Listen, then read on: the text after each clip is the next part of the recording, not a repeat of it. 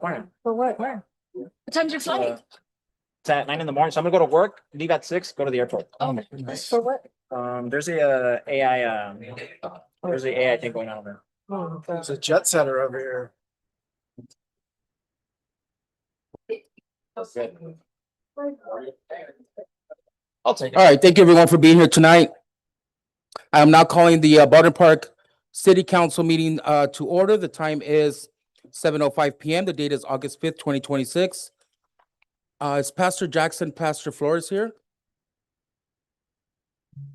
There you are, Pastor Jackson. If you can lead us in an invocation. For those of you that are able to stand, if you can please stand.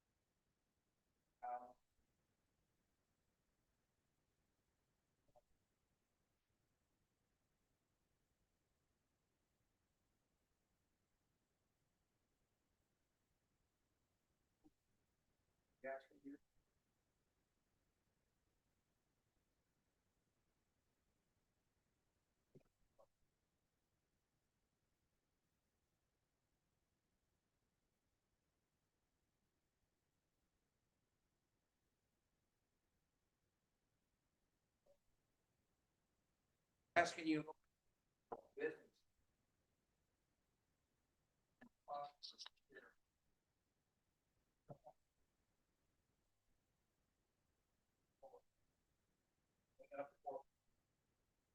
On the whole.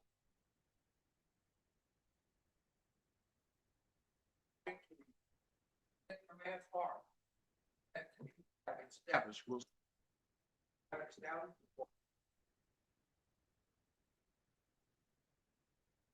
Amen. Pastor Jackson, can you also lead us in the Pledge of Allegiance, please? The United States. And To the republic. for which it stands, one nation, under God, indivisible, with liberty and justice for all. Thank you for that, Pastor Jackson. City Clerk, can we get roll call, please?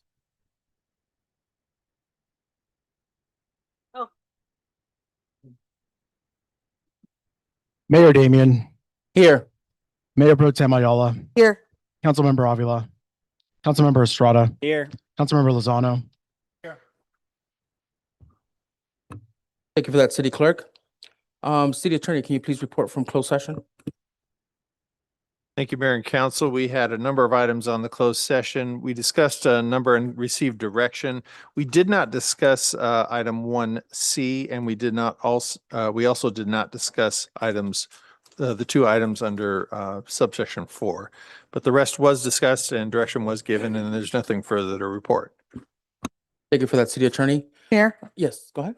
I'd like to know if, before we go on with the proclamations, accommodations, I'd like to request that we close our meeting today in honor of an individual who's lived here in our community for easily over 70 years, she and her family, in honor of Nellie Stojkovic, who passed away over the weekend. She, as I said, was a over 70-year resident here in the city of Baldwin Park, preceded in death by her in-laws, George and Jeanette Stojkovic, her husband, Rick Stojkovic, and their daughter, Sheila.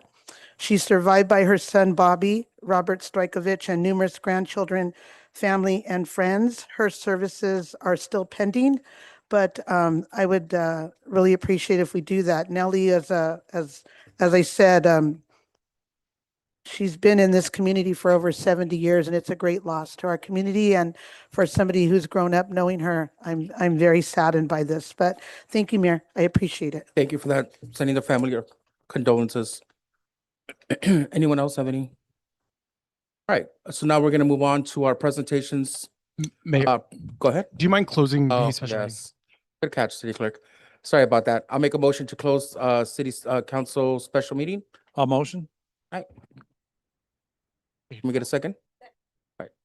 Close session, special meeting is now closed. Also, Mayor, just want to make a quick announcement. The agendas that were posted in the back of the room are missing one proclamation commendation presentation, which is the presentation by Inland Valley Humane Society.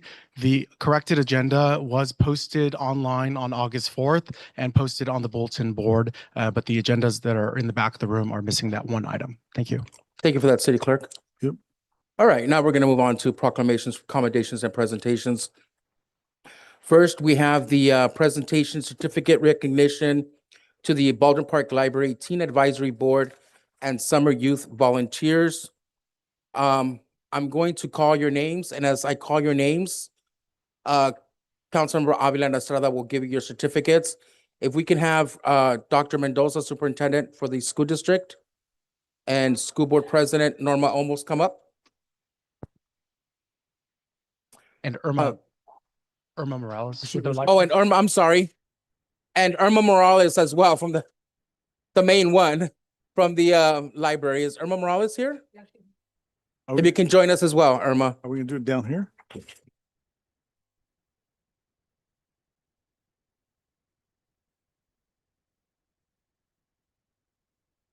And then also Mini, the youth librarian. You guys can join us up here as well. And I'm going to go ahead and just read what the recognition states. Yes, give a round of applause. Yeah. All right, so the city council congratulates you for your hard work and dedication as a participant of the Baldwin Park Library program. Your professionalism and assistance made a positive impact on staff members, residents, and your fellow colleagues. We appreciate the time you volunteered and contributed to making this program successful. Thank you for the favorable recognition you bring to the community of Baldwin Park, presented this 5th day of August, 2026, by myself, Daniel Damian, Mayor Pro Tem Jean Amayala, Councilmember Alejandra Avila, Councilmember Emmanuel J. Estrada, Councilmember Manuel Lozano, City Clerk Christopher Science, and City Treasurer Joanna Valenzuela. So I'm going to go ahead and read up your names, and as I read up your names, you guys can come make your way up here to the front. Okay. We have first Sofia Raquel Acosta. Violeta Mendoza.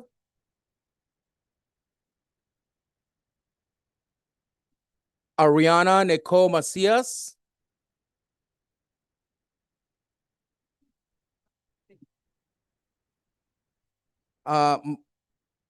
Marlene Fernandez.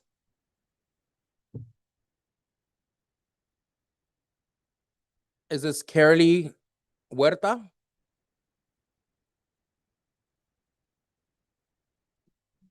Reina Lynn F. Alexa.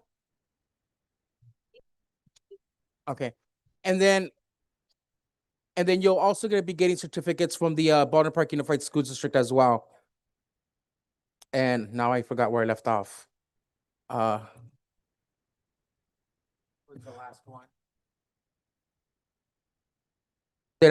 Okay, Jason Liu. Eileen del Carmen Bonilla.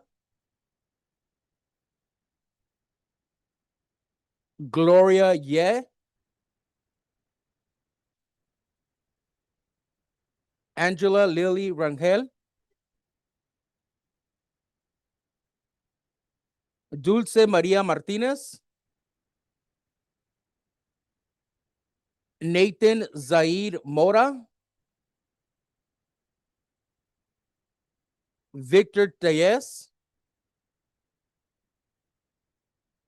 Israel Pacheco. Angel Ruiz. Laura Torres. Chris Graciano. Christina Anaya. And these first 18 members that I just called were part of the Teen Advisory Board. Now we're going to move on to the Summer Youth Volunteers, starting with Angelina Lopez.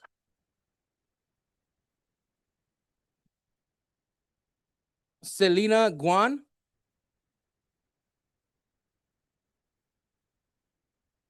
Jimmy Lee.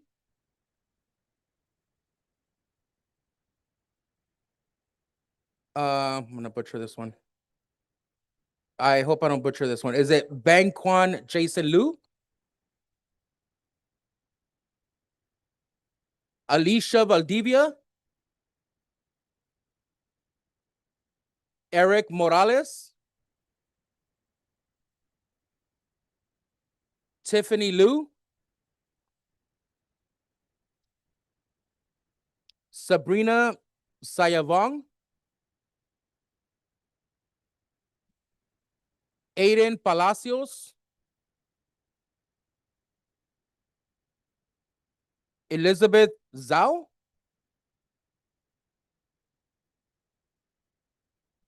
Victor Puentes?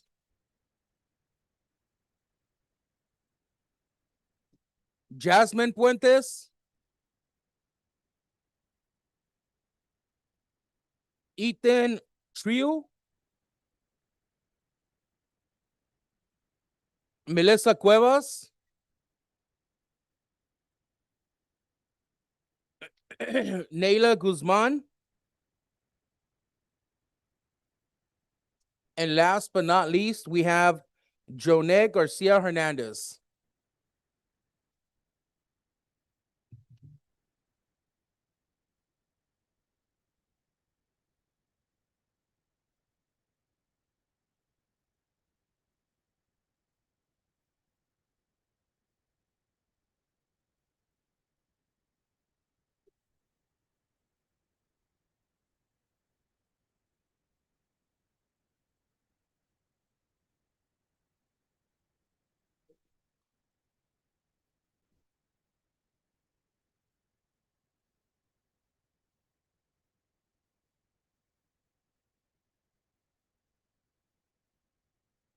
One more round of applause for all of our students here.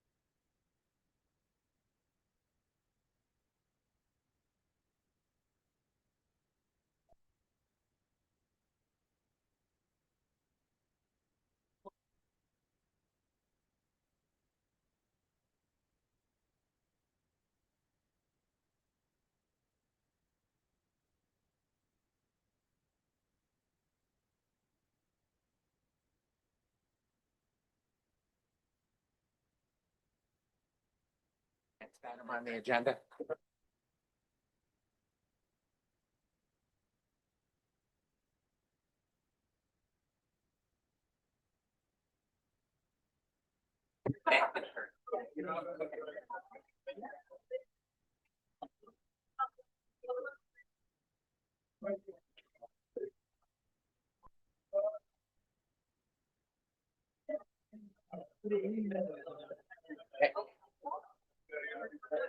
No presentation, right? No, it's a presentation of Inland Valley.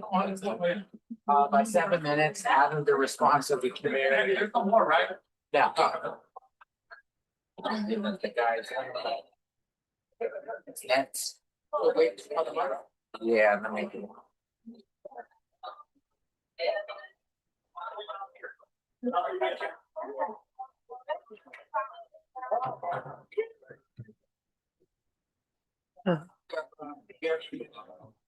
Okay.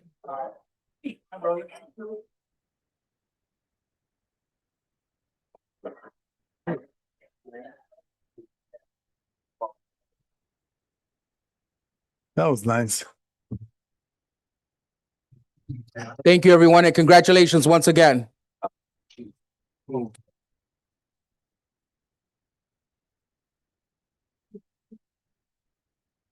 right, now we're going to move on to the presentation by the Inland Valley Humane Society. Whenever you're ready, you can just come up to the podium.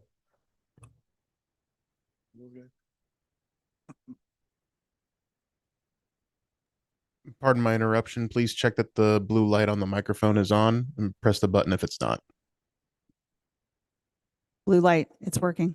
Perfect. Good evening, Mr. Mayor, council, city staff, and community members. My name is Nicole Bresciani. I'm president and CEO of the Inland Valley Humane Society and SPCA. Oh. And tonight we are talking about coyotes. Thank you for the invitation. Controller, is this? Just say next slide and staff will change next slide. Okay, awesome. Okay, so we are seeing coyotes everywhere, right? Coyotes are an opportunistic omnivore, which means they will pretty much eat whatever they come in contact with. They are survivors. I agree. Pretty much when, the existence of coyotes began, they were really thought to have only, existed in the West, Southwest specifically. And over time, they've really expanded, and really everywhere in North America has them. They're everywhere except for Hawaii. If they could swim, they would also be in Hawaii. Not that they can't swim short distances, but the reality is that over time, they have adapted. They resemble a thin German Shepherd. So sometimes you may see one walking down the street and you have to kind of do a double take. They will really move within environments. It used to be, when I was a kid, we would only see coyotes after dusk, right? And so you're seeing them now throughout the day.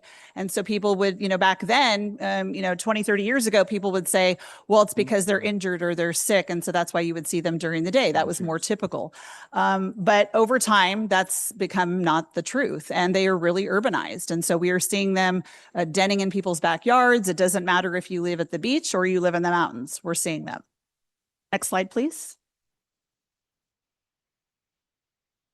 They are very social creatures. So sometimes people will call and they'll report an aggressive coyote and say, well, it was stalking me. It's just being chivalrous and walking you past its den. It would like to escort you out of the area. They are very curious. They want to know what's going on, and you are something that is curious to them. And they will get close if people are feeding them and they are allowing them to habituate. So you want to make them uncomfortable. You want to haze them. You want to do all those things. And we'll talk a little bit about that more. What can be scary for people is that you hear the howling, right? And so the howling is their way of communicating. You might hear them yipping. Some people will be like, oh my gosh, do we have wolves? They're not wolves, they're coyotes. But yes, they are communicating. They're very smart. And as I mentioned already, they are adaptable. They have been here for a long time, and they have continued to populate, and they will be here long after we are not. Next slide. So why are we seeing them? A lot, because January through March is their mating time. And then the gestational period is about 60 plus days. So it's taking 2 months for them to have pups. And then after that, there's a period of weaning, and then there's a period where they're going away. So basically from January to September, we're seeing coyotes all the time. It used to be we'd only see them for a few months, and now it feels like an entire life cycle, right? Because we're seeing them for 8 or 9 months of the year, and that's a lot. There are certain times I can tell you in my own neighborhood where I know exactly when the coyotes are flaring, and this is the time. My dogs are running out the back door and they're barking to announce that if there's a coyote anywhere within a 10-mile radius, please go away, right? And so that can be problematic for people that are concerned because they have small pets that they're leaving in the backyard, or they have small children and they're saying, well, what do I do? Right. I am seeing them and it feels aggressive because they're encroaching upon our territory. But we have to remember that coyotes were here long before us, and we have encroached upon their habitat like other wildlife with our building and expanding upon city footprint. So the reality is we have to find a happy medium to coexist. Next slide. As I mentioned, they're opportunistic. They are going to go for food sources. So if you have bird feeders and the bird feed is falling down, the bird feed is calling other critters other than birds.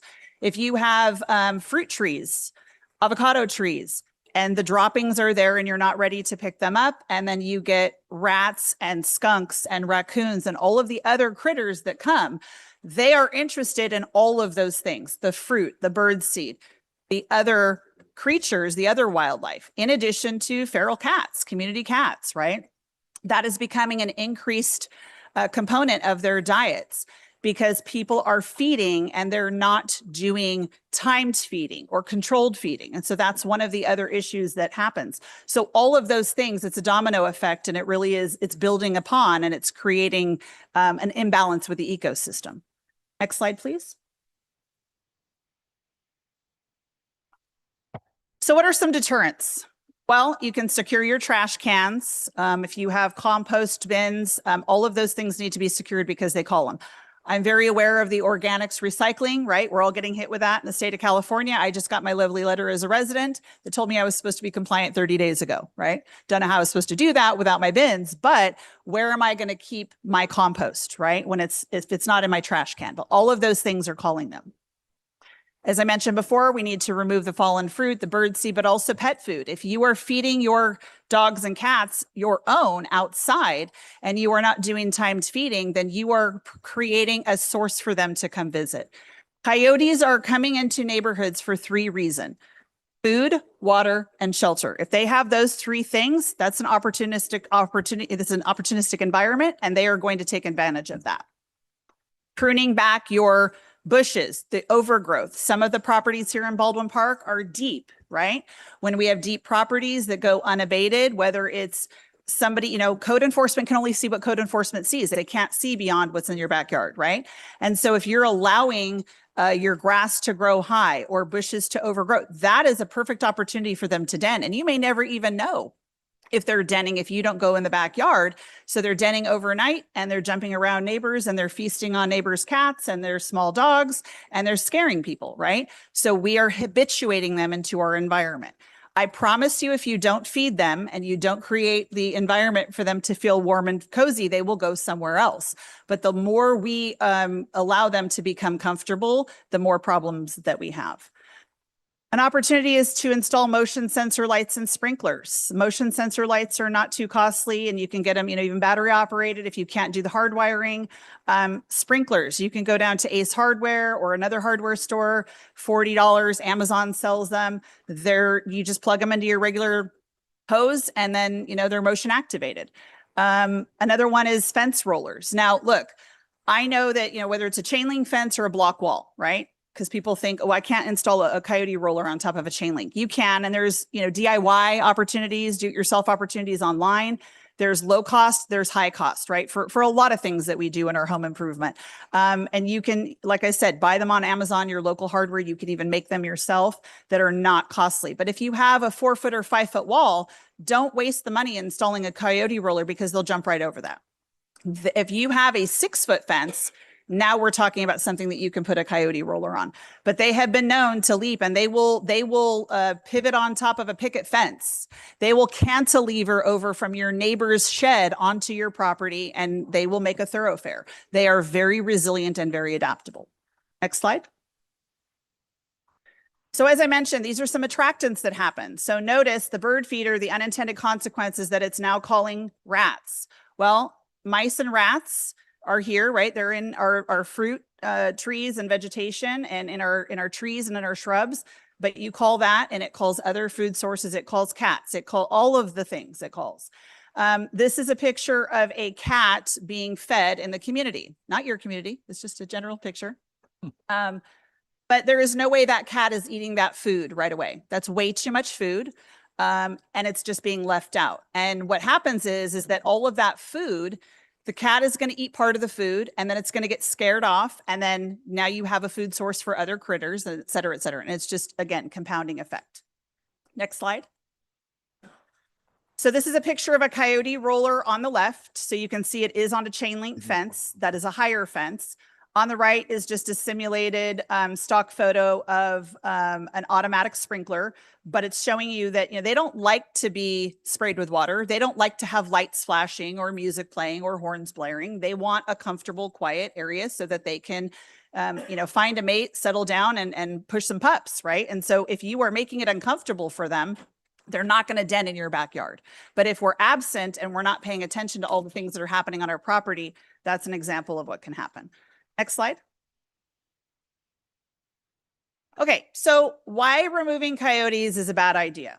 I know there's been a lot of communication over the years. I worked in city government. There's differing opinions of this, but the science shows that when you remove coyotes, it creates more issues long-term.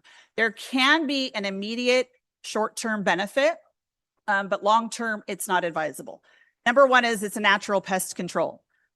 We have mice and rats, right? They help to control virus, the plague, things that came out, umpteen years ago that we don't want to have to repeat. Disease reduction. So because I just said that's the things that rats and other wildlife can spread. Hantavirus, leptospirosis, and plague I mentioned. And it's an ecosystem balance. So they're helping to keep overpopulation of other creatures in check. Next slide. They're territorial, right? And so it helps to stabilize a community, an environment. When we start indiscriminately euthanizing, killing coyotes, it creates an imbalance. And what happens is more coyotes actually move in. So kind of the same principle of there's a carrying capacity with cats. So if you got rid of an entire cat colony and just kept going and got rid of all the cats, you think, well, there's no problem. I've gotten rid of all my cats. Well, actually what happens is the feeders are still there. So the food source is still there. And the food source sends a signal that, well, these cats, there's obviously a food source, so we should have more litters. We should have more kittens. And then you have more cats. Same concept happens with coyotes as well. Removing coyotes that are already habituated creates a vacuum effect, opening up area for more aggressive coyotes. And again, sometimes those can be diseased or sometimes you're just creating more population. And as I just mentioned, it can trigger higher level of pups that are being bred. Next slide. So this is a pictorial from Project Coyote. If you've not been to Project Coyote's website, they have a lot of really great educational information. And this is showing on the left side, you have a stable coyote family with two dominant pairs. So you have a dominant female and a dominant male. They basically are controlling the population that is happening. You then have the middle column that shows what happens when you have lethal intervention. So if you are randomly trapping and euthanizing because somebody screams and cries about the fact that they have, aggressive coyotes in the neighborhood, it hasn't actually attacked a human. It might have taken a small dog off leash, beyond 6 feet leash. That's considered an unattended pet. Or it might have killed a cat in the neighborhood. So people say, oh my gosh, we have all these coyotes that are horrible. So you hire a trapper and the trapper comes out and starts trapping and euthanizing. Then what happens is the column to the right. You end up getting a disruption in the environment. Now, notice the multiplication that has happened with the coyotes. You went from a very stable environment to disrupting that to now you've got overpopulation more than what was intended. That is the unintended consequence of a culling program. So there have been cities that have tried culling programs. They have not been successful. Again, they could be very short term. So everybody's cheering and saying, well, that's great because, I don't have the coyotes in my neighborhood. Right. But long-term effect is that you are creating more coyotes and you don't know what's happening in the neighboring communities as well, right? Just because they're not in yours doesn't mean they haven't gone out. And again, we're disrupting the environment. Next slide. People always ask, Nicole, why can't you just trap and then relocate the coyotes? Trapping and relocating, as I have stood before you before and explained, can happen with certain wildlife, right? Raccoons, skunks, squirrels, all those things. Cannot do that per California Department of Fish and Wildlife. So typically what happens is that if we get a call for an aggressive coyote, right, we're going to go out and evaluate that. And I did bring our officer, Chris Hubert, who is our wildlife officer. You also may get a hold of him when you call dispatch, because he's also one of our dispatchers. And Chris can come out and do a yard audit, right, and evaluate some stuff for people. So if you're having issues in your yard that's calling coyotes, Chris is your guy. So what happens when we have other wildlife is we can relocate. But with coyotes is that there's a very strict rule that you cannot. It's a state law. So we cannot just go take a coyote from one, put it in another community, because as I already mentioned, that creates a disruption. You're adding potential disease or potential aggressive behavior, and then that creates disruption. So when we get an aggressive call, we are going to evaluate that. I will give you an example of a neighboring community. We had a situation where the coyote became habituated near a school. It was actually an elementary and a high school right next to each other. So it was a shopping center. There were some bushes. People began to feed the coyote. Well, why would the coyote ever want to leave if we're feeding the coyote, right? So the coyote got habituated and started, making people feel uncomfortable and encroaching, and hazing wasn't working. And so then we get called. California Department of Fish and Wildlife is not going to come out unless there is a human bite. They just aren't. They don't have the resources. It's not something they're equipped to do. We are an agency that does handle wildlife. So in that situation, we are working in tandem, communicating to Fish and Wildlife, and we will go out, we will trap, and then we will euthanize. We do not enjoy that process, right? Because we are taking a wild animal and it is now been habituated. It is not doing the normal things that wild animals do, and we are having to humanely euthanize it. But if a coyote is walking down the street and it has mange, coyotes can live long, fruitful lives with mange. Yes, it's a mite. It's not comfortable. Sometimes they have splotchy hair. They look like they're really diseased. But if they're mobile and they're alert, and by the time our officer gets out there, it could be a mile away. We don't know where that's at, right? We are not going to trap and treat for mange. You have to be a certified rehabber to do that. And even if the rehabbers weren't full to treat a coyote, the chances of the coyote surviving are very small. They don't do well in captivity. And if you treat the mange successfully, it could go back to the wild and then get mange again. So it's just this vicious cycle. So sometimes when you're seeing that, just please understand, we know, right? We see them too. And it's not that we want them to have mange. It's just, that's what happens when they're living in the wild. And please do not take it upon yourself as residents to try to put certain medication in their food. We get those tips on social media all the time. We've gone out and actually tested meat that are people leaving, and nobody was trying to poison the coyote, but people have big hearts and they're trying to do the right thing, but you risk poisoning or doing something else to some other wild animal or getting bit. And so we do not advise that. It is illegal because you're feeding and you're also trying to treat. So please don't do that. Please call us. If there is a public safety hazard, that is what we are concerned about. But again, there's certain typical behavior of a coyote that is perceived as aggressive. They're stalking me. They're not really stalking you. There's probably a den nearby. So let's talk about what that looks like. Next slide, please. So what can you do as residents? You can educate other people. What you learned here today, go online, educate yourself, protect your pets. Do not leave small dogs unattended in your backyard at 3 a.m. to go to the bathroom because they, needed to get up. I get it. That is a snack for a coyote. It really is. Large dogs, medium-sized dogs don't tend to have that problem. You're not having packs of coyote jump the fence in your backyard. It's typically one coyote.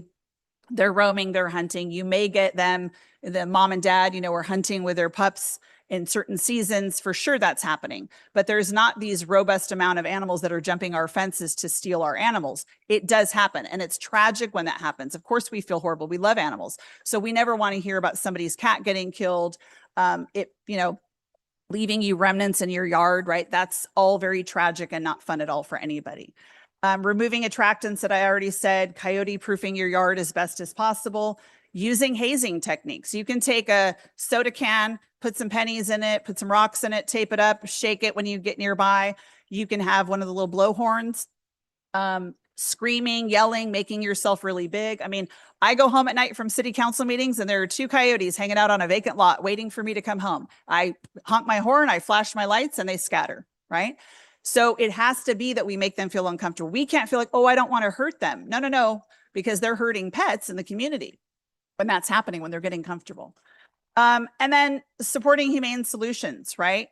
We always want to start with non-lethal methods. We only want to reserve the lethal methods for when there are public safety concerns. And obviously, denning next to a school and wanting to escort children to school instead of their parents is a concern for us, right? Next slide. Okay, so who can I call? You can always reach out to Department of Fish and Wildlife, but you'll probably get a voicemail and you will not get anybody to respond unless it is a human bite. Okay, any wildlife, whether it be a coyote, a bear, a mountain lion, unless there is a human encounter, they just don't have the resources. If you need to contact us to let us know about suspicious behavior, activity that you may believe is calling them, or you want to have a yard audit because you're saying, you know what, I don't know what's calling the wildlife to my property that is the reason for me seeing these coyotes. Please give us a call, send us an email. We'll be more than happy to take a look at it. If there's an injured wildlife that you know is not mobile, absolutely call us and we'll go ahead and take care of that. But we don't need anybody to call us to just say that they saw it. We don't track that. I know you can go onto some other city maps or the COG and possibly report that. But the reality is it's just for informational and educational purposes. There's nothing that we don't roll an officer out for a coyote sighting. But if there is denning nearby that you have witnessed, you're seeing coyotes coming in and out of a den, we want to know about that because we will go and we will work with the property owner, whether it's a business owner, commercial property, or it's a vacant lot, or it's a homeowner. And if you do actually witness aggressive activity towards humans, we definitely want to hear about that. Next slide.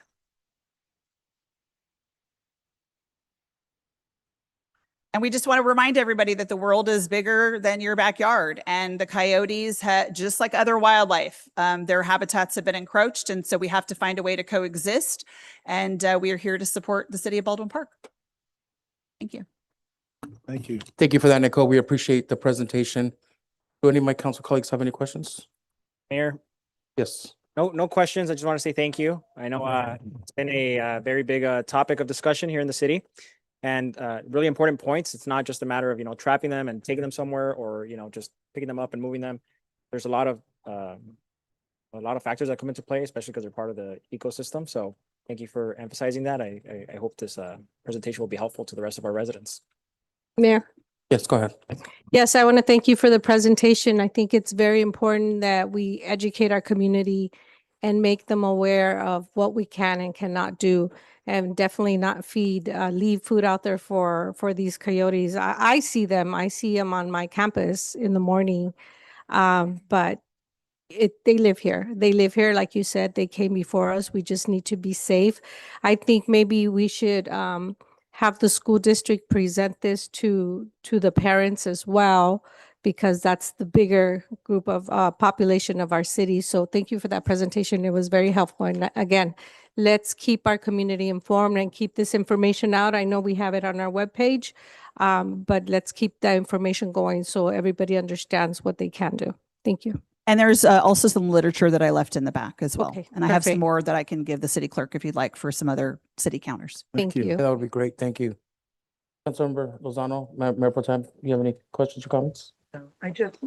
I too just want to thank you for the presentation, and I appreciate the way the sound makers and all that kind of stuff, because for those of us that walk and everything, that'll be very helpful. So thank you. I'm going to leave you behind some coyote whistles. I didn't want to hand them out for all the kids to start whistling before the meeting. but Okay, I- can you use a regular whistle? Yeah, you can use a regular whistle. Okay, great. We call these coyote whistles, but it's just because that's, what people are wanting them for, and they're branded for us. Yeah. Okay, thank you. I appreciate it. Thank you very much. Appreciate that. Thank you. And just wanted to let you know that I have seen the Inland Valley Humane Society truck out in our community. So it's great to finally see them out there. Thank you.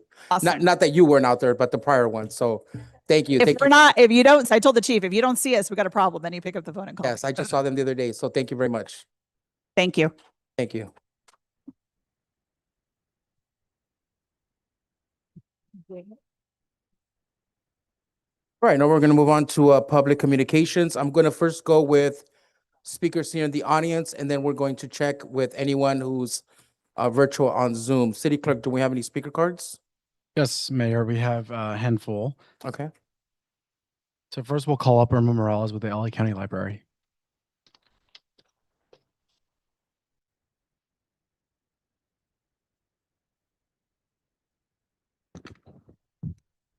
Good evening, Mayor Damian, City Council members, city staff, and community. I wanted to talk about some of the things that were going on with the library. As of July, we received our foot traffic numbers, and there were 6,561 people who came into the library last month. So as you know, the library is a important place. We were a cooling center 3 days in July the 14th, 15th, and 16th. And then again, we were a cooling center the 30th, the 31st, August 1st, and we opened on Sunday, August the 2nd to be a cooling center. So always remember, you always can come into the library during the regular hours, but we will notify the community when we're a cooling center on our website. I also wanted to remind everybody, the last day for lunch at the library is August the 7th.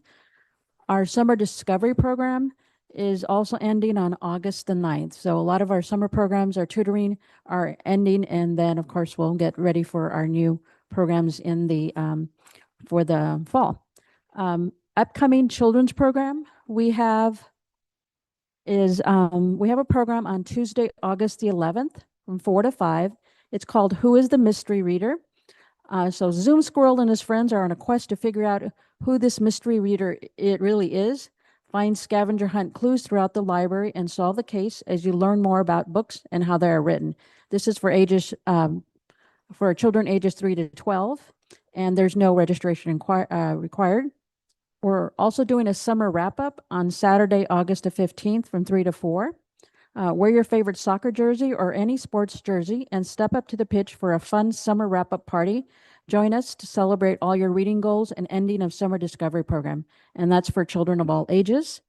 And lastly, we are going to have a back to school extravaganza on Saturday, August the 22nd from 3 to 4 p.m. So treat yourself to a back to school gift and learn about the library's resources. Show off your creative skills and unique artwork by decorating mini tote bags. The program integrates tons of fun, art techniques, and fosters a lifelong love for art and self-expression. That's for ages 4 to 12. So I appreciate also the recognition of our teen volunteers. And I also wanted to thank the parents who, of course, would be the ones who are bringing our teens to the library. So thank you. Thank you.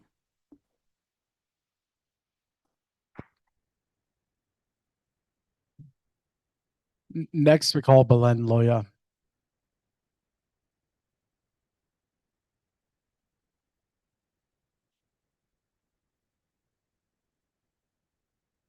Good evening, Mayor, council members, and staff. My name is Belen Loya, and I'm proud to be here representing North Star Land Care.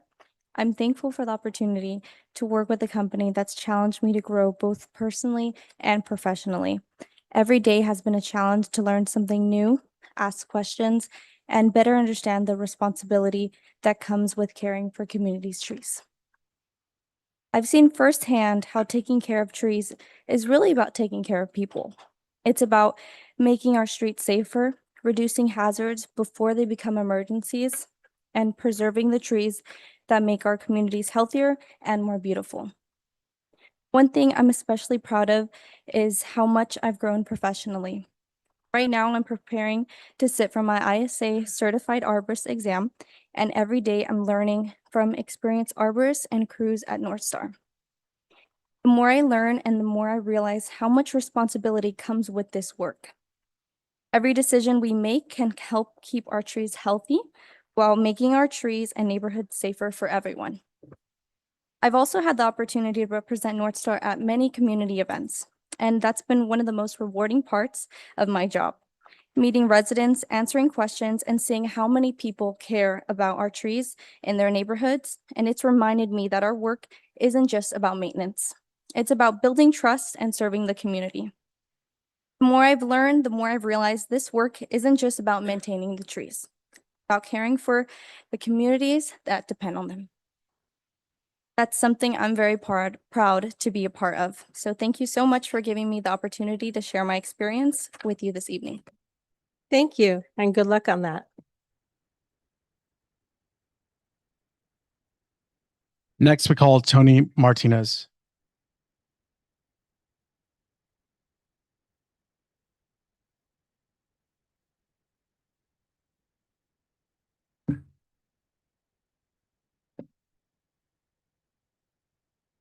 Good evening, Mayor, members of the City Council.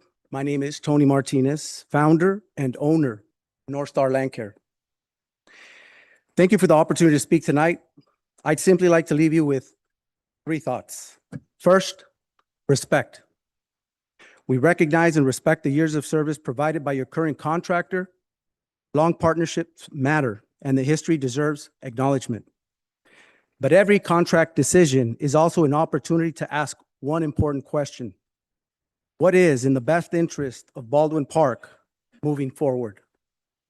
Second, confidence. You may be asking, can a company smaller than the incumbent successfully serve Baldwin Park?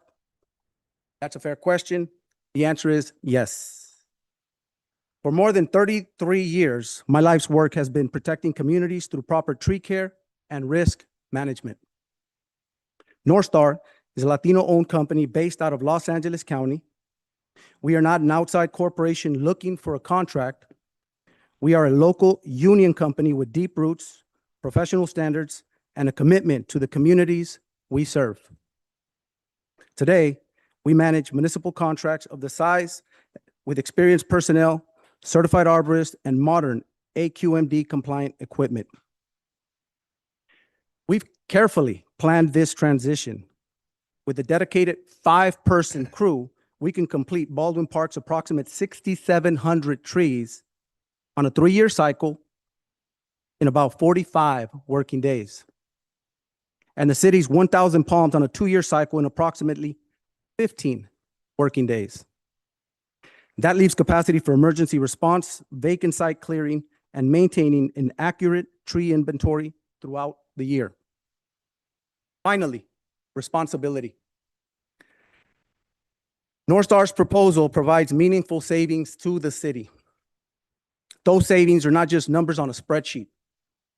They are resources that can remain in Baldwin Park and support the neighborhoods, parks, and families who call this city home.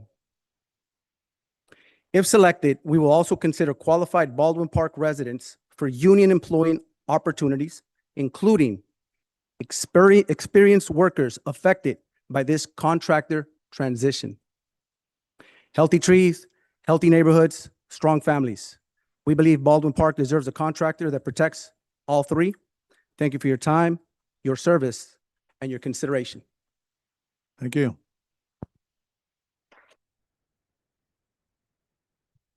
Next, we call Pat Mahoney.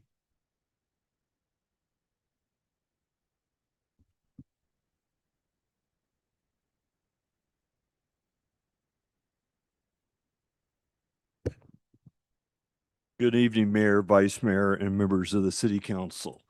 I'm Patrick Mahoney, President of West Coast Arborist.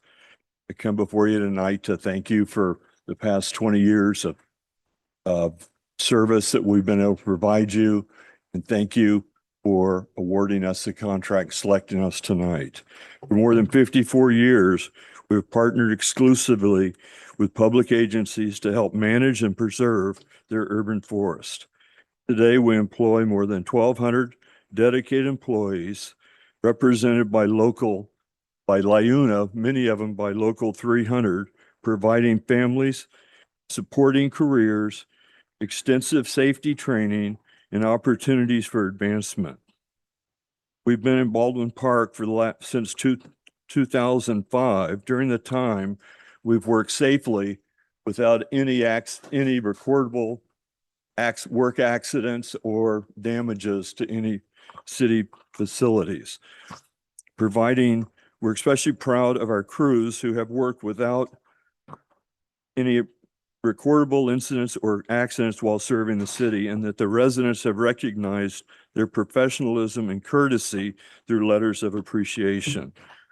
We also believe being a good contractor means being a good community partner. We have proudly supported Baldwin Park's State of the City address, San Gabriel Valley Regional Housing Trust, and we remain committed to working with the city staff to support schools, community events, and opportunities to assist residents whenever appropriate. Thank you for the confidence in our team, and we look forward to continuing our partnership with the city. And I'm here tonight to answer any questions you may have. Thank you.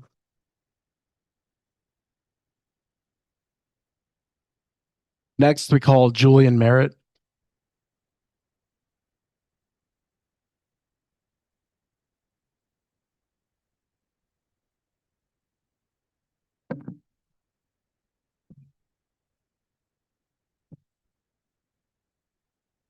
Good evening, Mayor and members of the council.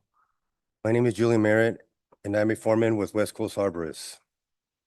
I'm also proud to be a Baldwin Park resident. Every day I have the opportunity to help maintain the trees in the same community where I live. That gives me a different perspective. These aren't just trees on a work route. They're in my neighborhood, near my home, and along the streets where my family and neighbors travel every day. Because I live here, I take a great deal of pride in making sure the work is done safely, professionally, and with respect for the residents we serve. Our crews understand that tree maintenance is about more than trimming branches. It's about keeping neighborhoods safe, preserving the beauty of our city, and protecting an important public asset for future generations. Thank you for considering West Coast Arborists this evening. We truly appreciate the opportunity to continue serving the city that I proudly call home. Thank you.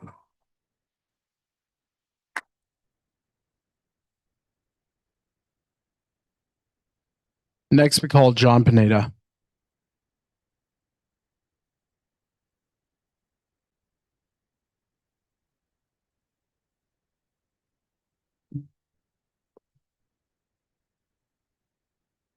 Good evening, Mayor and City Council. My name is John Pineda.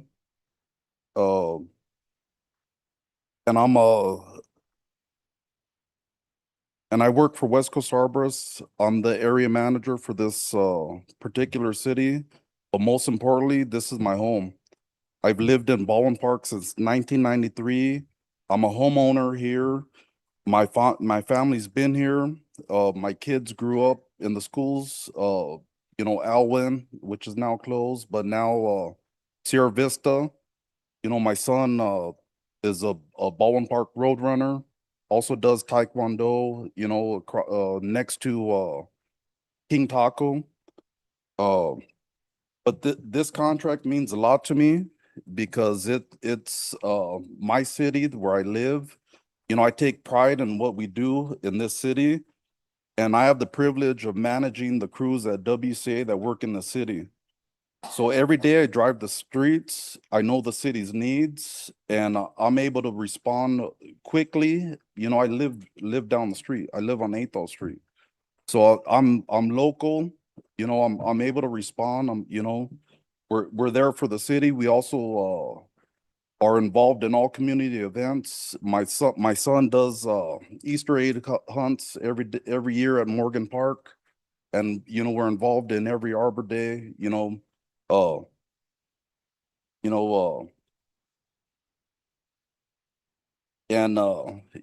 just want to thank you guys for the opportunity. And if the contract is approved, we'll continue to provide the same service that we've been doing for the past 20+ years, and that's keeping the community safe, keeping it look nice, and just thank you for the opportunity. If the contract's approved, I'll continue serving the community. Thank you.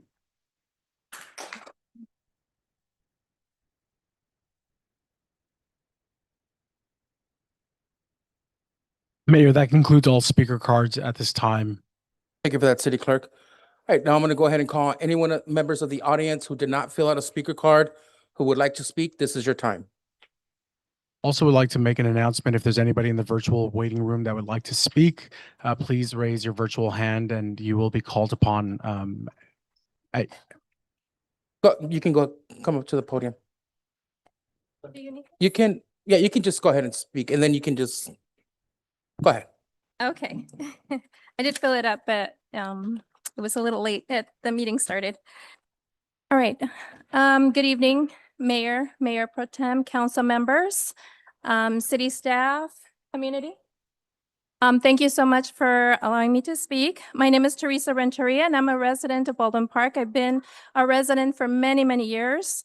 And I attended the recent joint meeting between the city and the school district recently, and they spoke about the proposed sports complex. I appreciated the time, the planning, the collaboration that is being dedicated to this important project. I also understand that the concept plans and the joint use agreement still is being in the development stages. So I'd like to respectfully ask that my comments tonight are considered as the project moves forward. Measure BP was approved with nearly 59% of Baldwin Park voters because our community believes in investing in projects that improve the quality of life for our residents. I was encouraged to hear during that meeting that they also spoke not only about baseball and softball, but also about other sports such as basketball and soccer. It's important to my family that other sports are also talked about because my family, not only played, my children, they started in Little League here. They did swimming, they did many community sports. However, we always had to travel to neighboring cities to continue playing tennis. Tennis has often been perceived as a sport associated with more affluent communities, but the desire to play tennis is not defined by income or by where someone lives. Families here in Baldwin Park have the same interest, passion, and the potential as families anywhere else. So they deserve the same opportunity to enjoy this lifelong sports close to home. Likewise, pickleball, which is similar to tennis, has grown tremendously and offers an accessible activity for children, adults, and seniors alike. I fully support baseball, don't get me wrong, or softball, and I do recognize that that's an important role in our community. My request is not to replace or diminish those sports, but to broaden the opportunity available for this investment to serve multiple residents. Tonight, I am not asking the city to prioritize one sport over another. I am asking that this once in a generation investment provide equitable recreational opportunities for our residents and recognize that our community's interests extend beyond the sports that have traditionally received the greatest attention. Thank you for your time, your service to the community. I really appreciate all you've done. Thank you.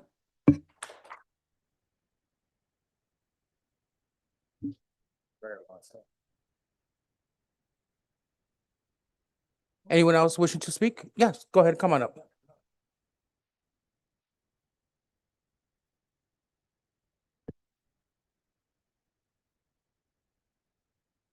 Hi, council. My name is Brandon Sergio Mora. I've been a resident of Baldwin Park for 26 years.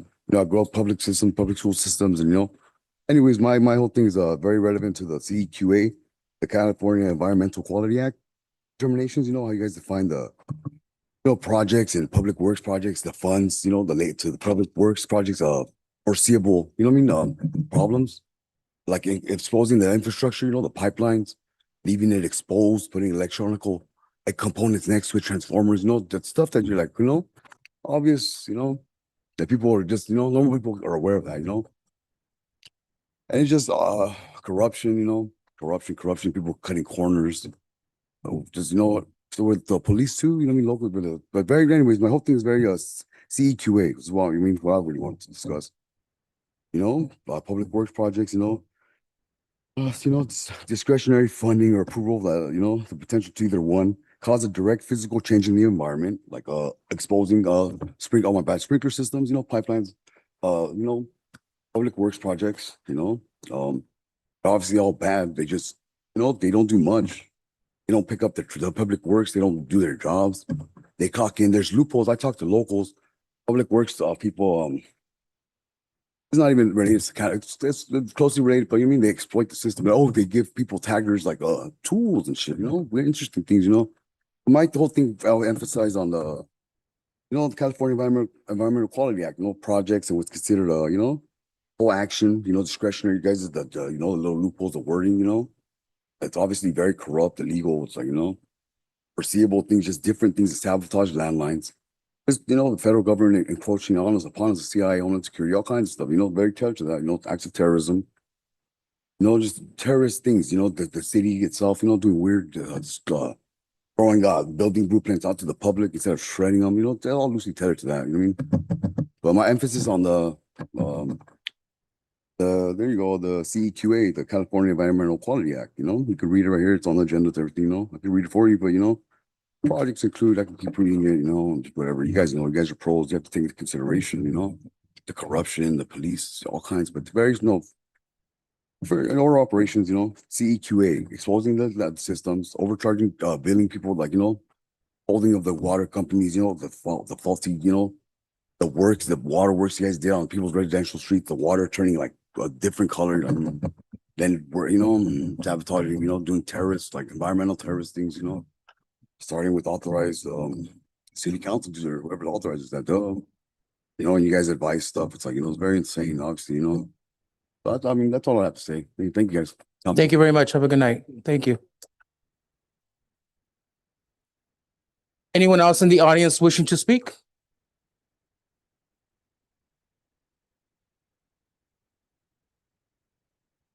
We're close now, Mr. Rios.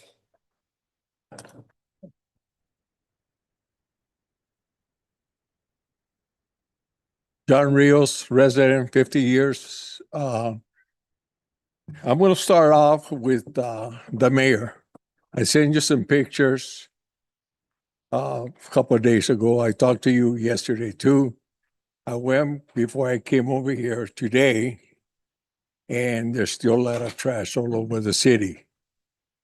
And I mean trash. I talked to Anthony outside today. It looks bad for our city. We're trying to clean it up, not make a mess. People from other cities, they come by, oh, let's drop it off at Baldwin Park.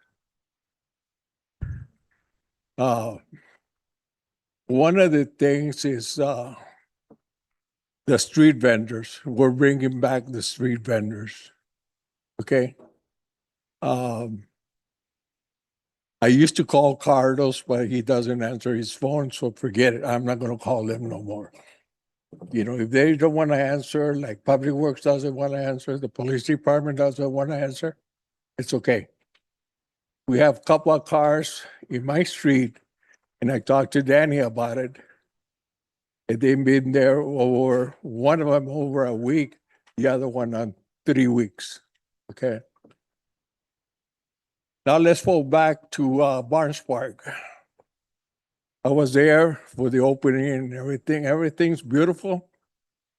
The only thing that we spent $20 million on that park, and you guys couldn't fix the splasher for the kids. Out of those $20 million, it's still broken. It's been broken around 6 years already. Manny, you were in charge of the parks during that time.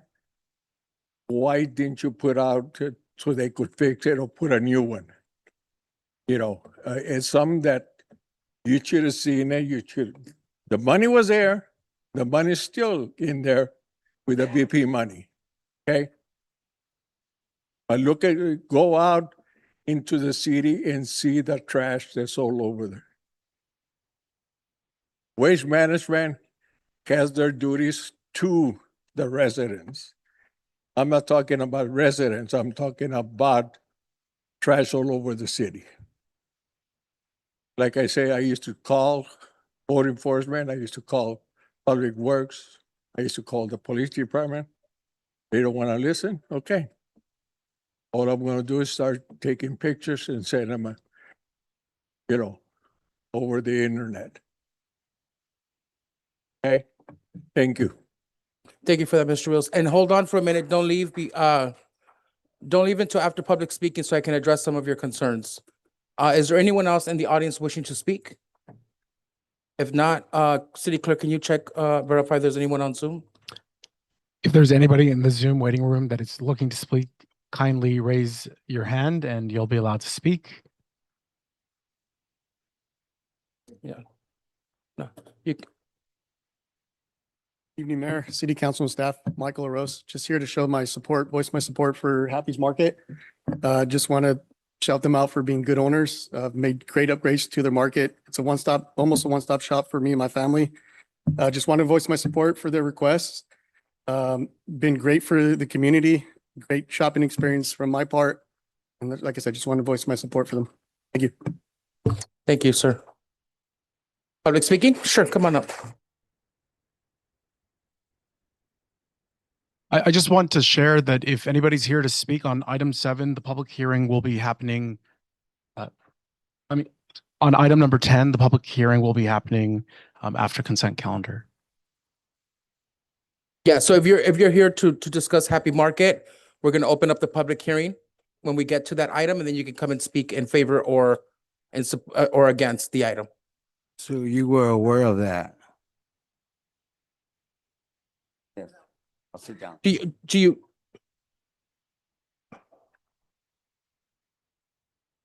Okay, so is there anyone else here in the general public that's wanting to speak? No? Okay. City Clerk, can you please verify one more time with Zoom? Sure, we have one individual. Maria Moreno has 3 minutes. Please start. Okay, hi everyone. I'm sorry I'm not a very educated person, but I do have concerns regarding the Baldwin Park city, especially where we live. I live where the Barnes Park is, and within 2 weeks, we had 3 fires. And they were all because of the homeless. They gathered together behind our fences. The first time, I really thought that everything was gonna burn down. And I just wanted it to make sure that you guys have someone in there to either remove them or do something about it. Now, with the park, it's beautiful. But they did build a wall. That wall does not let the firefighters go through there to do their business. They're gonna have to either jump into like our fences and all of these stuff, and which I really didn't mind as long as they would save my house and my kids and my parents. I have 2 parents that they can't move. I have 1 grandkid that's 2 years old and 2 daughters. One of them it's underage too. She's 16 and the other one is 19. I'm the only one that's supporting that household, and I do pay my taxes and everything. The only thing is that I do not feel secure there anymore. I cannot go to work not thinking that I'm gonna come back and I'm gonna find nothing in there. I just wanted it you guys to please check that out to see what can we do. I had sent a message to Christopher, I think it is. Let me see. It's the clerk. I send the messages, and I also send him a video where you guys can see what was the problem that I'm talking about. So I don't know how otherwise or else to do or to, so you guys can understand me, the situation that I'm in here. And if you guys can help or put it into your agenda or something, we just need the help. Unfortunately, it's only me talking. The other neighbors should have been in there. I was there earlier. I was there at 5, thinking that the meeting was at 5, but now it's here. I'm working, but I'm here with you guys too. Just help us. Thank you. Thank you, Maria. Your email has been received and will be shared. But if you don't mind emailing me your address, we'd greatly appreciate it. Thank you. Sure. My address is 3355. You don't have to share it over the call. If you can just email it to me, that way it's not public. Do you have her number, city clerk? No? Ms. Moreno, if you can do us a favor and email the city clerk with your address and your phone number so that we can observe the video. He's gonna send it to the entire city council. And this way staff can reach out to you to see what type of solution we can make for you, okay? Okay. Sorry, Danny, I muted her when she started to dox herself. Sorry. Oh, She got it. can't speak. Okay, perfect. All right, So, Mayor, that concludes all speakers on Zoom. perfect. Thank you for that, city clerk. All right, now I'm going to go ahead and close public communication. So just to address, I'm gonna address Mr. Rios. Is he still here? Did he leave? Okay, well, I'll just call him after. Well, I mean, he said that the city doesn't, I mean, he sent me a text yesterday. He gave me a call yesterday. He had sent me a text with about 20 pictures of different things that he found around the entire city, with no indications of what the locations were. Yesterday, he did give me a call. I did speak with him, and he verbally gave me the so-so locations of these. So I had staff kind of driving around the areas just to make sure that these locations were accurate. And I just showed our city manager the lengthy text that I sent to our city staff. So just, Mr. Rios, in case you are listening, this is being forwarded to our city staff. City staff is taking care of the situation. Unfortunately, Mr. Rios, if you call me at 3 o'clock in the afternoon, the issue is not going to get resolved that same night or the day after. They have a whole city to take care of, but just know that these issues are being addressed. They're just not being addressed at the time that you're requesting them. And that's all the comments that I have for Mr. Rios. Mayor, And go ahead. were you done though? Did you? Yes, have go any- ahead. Thank you. I want to address the fires, the woman that called about the fires. I know, Manny, some of the fires were in the Caltrans area, I believe, where Caltrans is supposed to keep clean. And I know you guys have been in contact and Public Works has been in contact with Caltrans because that has been an ongoing issue.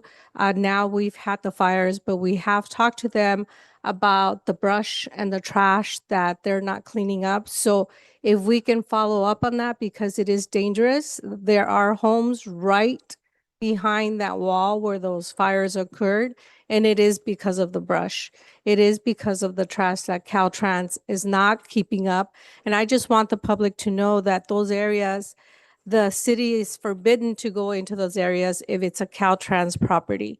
So we have been in contact with them, so we will follow up with them to make sure that they're cleaning up those areas, the freeway entrances, the areas behind the houses, because there is a lot of brush. So do know that we are constantly trying to contact them. It is difficult, but I think let's put more effort into that to make sure that our residents are safe along the freeways, because there is a lot of brush growing there. Please. Thank you. Yes, ma'am. We're also working closely with Assembly Member Blanca Rubio's office.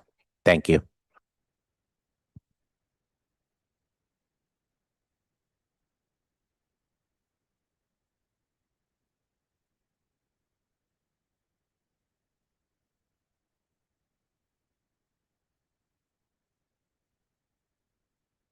Thank you for that, Councilmember Avila. Anyone else have any comments? Mayor, Go ahead, Councilmember Estrada. before we continue, I know, you know, the one of our residents talked about tennis courts.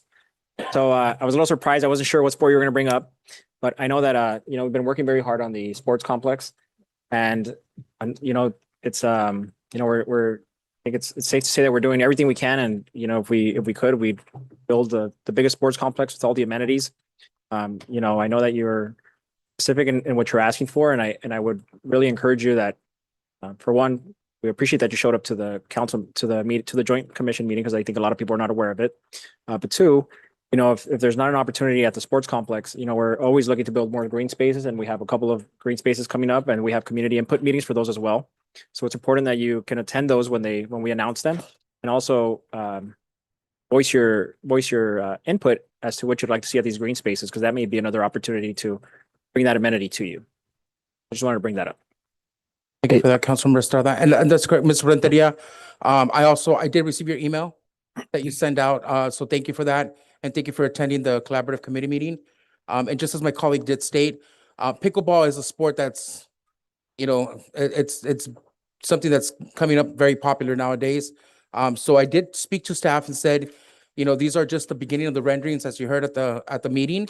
But it's going to be very important that when we bring this out to the community for input, that we get the community out there to give us all of their input, so that this way we can try to perfect these two locations with the limited space that we have in them. So we look forward to hearing from you and the other rest of the residents with the community input meetings, okay? But thank you so much for bringing it up. Yeah, Mayor, real ahead. quick, want to also bring up the fact that Sierra Vista does have tennis courts. Maybe they could open that up to the community, and the 2+2, maybe that's something that could be brought up to address. Yeah, that's something that we can discuss at the collaborative. I remember years ago when we had the plunge, the pool there in Ballpark, we had the tennis courts right in the corner. It was like, I believe, 4 different sets. We're talking years ago, but nevertheless. And she's correct. You know, we don't have to go to other cities to go and enjoy these sports. So yeah, I think this is a conversation that we're going to continue to have. And we do want to make sure that we are equitable and we do address, you know, the needs of our entire community, not just one specific sport. So thank you very much. Mayor Pro Tem, did you have anything to add? All right, so we're going to go ahead and move on to consent calendar. Council colleagues, any of you wishing to pull any items? Before we do that, we are going to pull item number 3, and we're going to go ahead and bring that back. So we're taking it out of the agenda. So does anyone wish to pull any items from 1 through 9? 1 through 9, with the exception of 3? No one wishing to pull any items? I'm going to go ahead and pull item number 7.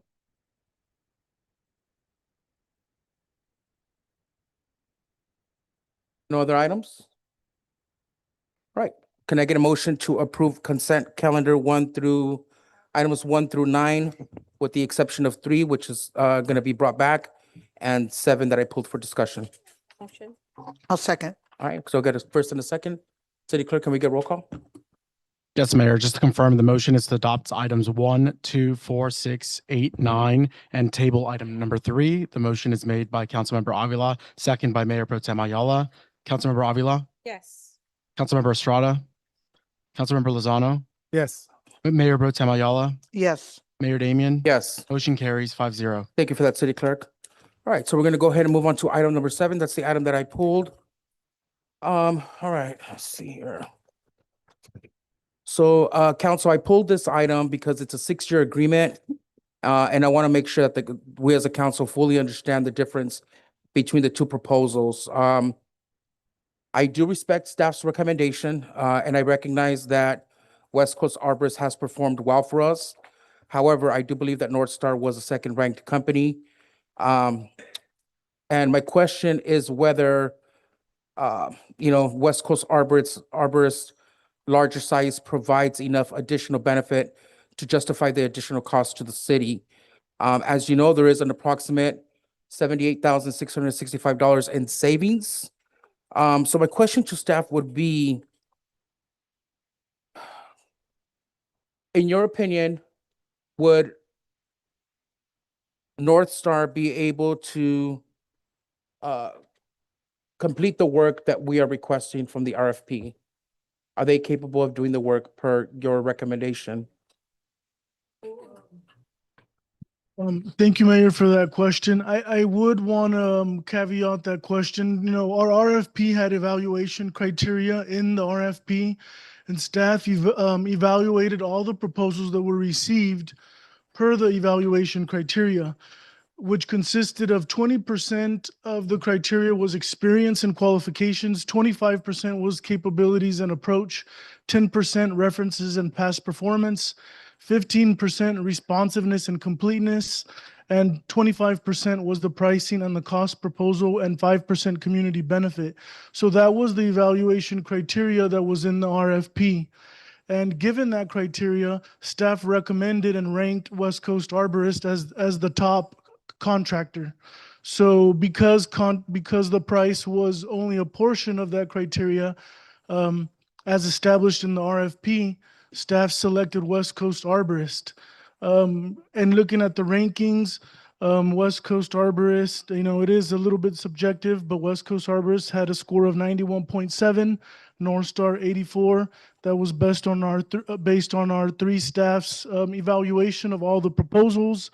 That included a few items such as some of the scoring was that West Coast has serves 400 municipal agencies, where North Star currently serves 7. North Star is a relatively new company that was established in 2017. West Coast Arborist was established in 1972. We further evaluated North Star's references after we obtained questions from the council, and they were mixed with a couple below average and two below average, 2 were above average. And North Star lost their contract at Huntington Park, picked up 2 new contracts, and most of their contracts that they've had they only have about 5 contractors that 5 city contracts they've had for 5 years. If cost was more of a significant criteria, perhaps 50% of the evaluation criteria, then I think staff would have recommended North Star. So sorry for the lengthy answer, Mayor. I just thought it was important to discuss all that so that the council can make an informed decision. Thank you for that, Daniel. I do appreciate that. Obviously, I'm looking at the cost savings, but I also want to make sure that, whoever is that gets this contract awarded is able to do the scope of work that we're requesting. To be honest with you, I don't think that North Star, it doesn't have to be as large as West Coast Arborist. In my opinion, it only has to be qualified, reliable, and large enough to successfully meet Baldwin Park's needs. So, council colleagues, my question to you is, if they are deemed qualified, reliable, and large enough to be able to meet our needs, the question here is, are we getting the most bang for our buck, right? Is this a valuable contract, and can we justify spending close to $79,000 or $80,000 for the same type of work? That's where I'm at with this. I would like to hear from you guys. Thank you, Mayor. Go ahead, Councilmember Avila. And thank you for pulling this item. I had a few questions myself, but I knew you were going to pull it. So I looked at the amounts to the difference in money. And I know West Coast Arborist has been with the city for so many years, and I thank them for the work that they've done. But the way I see it, I'm looking at the cost, and I'm also looking at, it's almost like when you go and apply for a job, you're straight out of college. Let's say you don't have the experience, but you have the know-how. How are you going to get that experience and that chance if you're not granted that opportunity? If everything's checking off correctly, it looks like you're qualified in all the areas, you pass their test, but yet you don't have those years of experience to prove that you really know what you're doing. You're not given the opportunity, and that's what I see here too. It's a difficult situation because yes, All Star has been North Star, has not been in business for 20 years. But I think they're still building on that. They're still building their sources. They're still building the clientele. And as you build a business, and you have a business, you build a reputation, and you built on that. you learn by your mistakes, you fix your mistakes, and I'm not saying that we should be paying a price for mistakes that are done, but I think what I see here on paper, what I see with the cost, and I don't think it's, I'm looking at the cost, I'm looking at everything, and I don't think, to me, 78,000 might not seem like a lot to some people, but it's money that goes into our residents, into our community, money that goes into activities that can be provided for our residents. So I'm kind of right there with you, thinking about the cost. And how do we know North Star's not going to provide the services that we need if we haven't given them the chance and be able to still save for our community? That is my comment. Thank you for that, Councilor Avila. Yeah, and the reason I was looking at that is because you look at $80,000, it's not like a who, but over 6 years, that's close to $500,000. Mayor? Go ahead. First of all, I want to thank West Coast Arborists for being here. I really appreciate you coming out. I want to thank the residents who are part of West Coast Arborists for being here as well. I want to thank Daniel for his added information, and I appreciate. I guess Anthony is here to answer any questions that we may have. So I want to thank you, and I want to. It's interesting. I want to comment on the 3 topics that the people from North Star brought up. Respect, long partnership matters. Yes, it does matter, and it matters to us.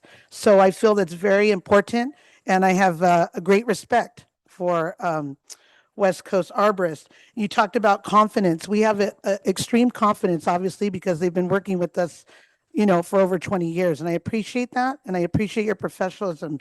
And then you mentioned responsibility, and they are very responsible. So, for example, just this year, March, I believe, we had a ridiculous windstorm.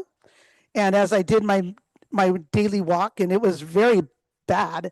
Everything was like blowing everywhere. We had trees, in the park, and I made phone calls and I talked to staff, and West Coast Arborist prioritized us, this city, and they came out and they took care of the situation. And when I finished my walk, I did come out and have a chance to speak with them. So I appreciate the professionalism and the work ethic that you have. Also, if we remember, before our current CEO was here, we had another horrific trees falling on, I believe it was Ramona, maybe Ballpark Boulevard. It was one of those major streets. And they were like, we were getting updates from our previous CEO, and Anthony had come out. And we have a great staff, but we don't have enough. So I appreciate West Coast Arborists coming out in the middle of the night, taking care of all of that, checking the trees to make sure that they were not going to break either. I know that they work collaboratively with our city, and I appreciate that. My question I wanted to ask, and maybe Anthony or Daniel can answer. We've been talking about the bid and the monies. Was that a stipulation that we were going to go on the RFP as the lowest bid? Do you know that, Anthony or Daniel? Good evening, Council. Good evening, Mayor. No, it was not. The RFP purposely was not to select the lowest bidder, but the most qualified. Okay. And so in terms of, we're not looking necessarily at the lowest bid. I want to save money as well, but I want to also be cognizant of the fact that we need to be sure that these people are able to do the job. And I think, having 20 years experience in our city alone, affords us that opportunity to understand that they have the experience and this working relationship with us. So for me, I see that they are the most qualified, that they are giving a value to our city. They're giving value to our city. We're big up here about hiring within Baldwin Park people, and I appreciate that these 2 individuals actually live within our community, and I don't think you're the only 2. I believe there's more residents who work within your company who are actual residents here in the city of Baldwin Park. I'm as an educator of 34 years, I totally appreciate giving somebody the benefit of the doubt and learning experience and giving them that opportunity to learn. But at what expense, not at the safety of my community. And I really feel that it's important that we take a look at it. And I want to thank you, as I said, for coming out, and I appreciate you being here with us this evening. Thank you, Mayor. Thank you for that, Mayor Pro Tem. Councilmember Estrada, did you have any comments? No, not at this time. Councilmember Lozano, do you have any comments? Yeah, first of all, I just want to thank both companies that are here, and it's important. Arborist has been a company since 1972 and been here 20 years, so obviously that says something. And I want to first of all thank you for bringing residents that have a vested interest, and obviously they want to make sure that the city looks good. But also looking at North Star, they also had indicated that they would look at integrating some of the employees if we were to choose to go with that specific company. So there's kind of like a balance in between both of them as well. And obviously, one's been longer than the other, 1972 versus 2017. So, but then again, you know what? Given the opportunity, the experience grows from there. So at this point, I mean, we'll look and see what my colleagues further assess and evaluate to determine the actual company that would be in the best interest of this community. Thank you. Thank you for that, Councilmember Lozano. And I did hear, I mean, like I read into this deeply, and I did look at that, and I respect the fact that West Coast Arborists have been arborists for the last 21 years. Nothing, I can't say anything negative about them. I think they've done an outstanding job. But my job as a mayor or council member is also to look at wherever we can do cost savings, because those $500,000 can go towards other projects, especially to beautify the city. You hear time and time again from our residents, we have trash in the area. The planners are not looking nice. Well, if we can save $500,000 in 6 years, then why not use that money to reallocate it to something that's going to benefit the residents? Now, is North Star not capable of doing the job? Well, I mean, obviously there's some type of technique to the way they do the trimming, but I don't think that they would be bidding on a contract if they weren't able to complete the job. Another thing that we have involved within our contract agreement is that we have the 30-day right to terminate. So that means that if the contractor is not doing the job that they're supposed to be doing, we have the right to terminate that contract with 30 days written notice. Now, I would not recommend going with a 6-year agreement.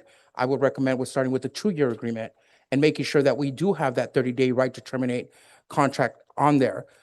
I'm not going to go and knock a company down because they started in 2017 and the other one started in 1972. As Councilmember Avila stated, we all started somewhere. And if people don't give the opportunities to other companies to succeed, then how are they going to succeed? So to me, it's not about is West Coast better than North Star or is North Star better than West Coast? The way I'm looking at it is, where are we going to get the most value here? And the fact that both these companies, I'm sure, are going to be able to do the job that we're requesting from them. But if we can save our community $500,000 in 6 years or $80,000 a year, then that's the way I'm going to look at this. So I would recommend that we give North Star an opportunity, recommend a 2-year agreement instead of a 6-year agreement, and making sure that the contract states that 30-day right to terminate in case they don't perform the way they should be performing. Then we cancel the contract and we go back to RFP or we go back to West Coast Arborists. That is my opinion and my recommendation. Thank you, Mayor. And I was going to add, I was going to say 3 years, but 2 years sounds much better because it gives us time to decide whether it's a good fit or not. And 2 years, actually, if we have to change, we change sooner than later. So I agree with what you're saying. I don't have anything against the West Coast Arborist, but I think saving money, especially in these times, and providing that money for other services, as I said before, is important to our community. And if North Star is willing to bring in staff into their company that lives in Baldwin Park and hire within, that's even a bigger plus for us. Thank you.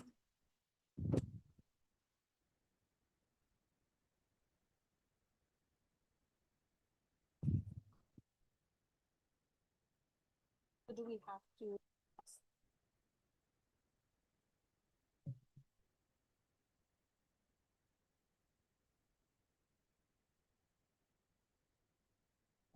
All right, does anyone else from my colleagues have any other questions or comments?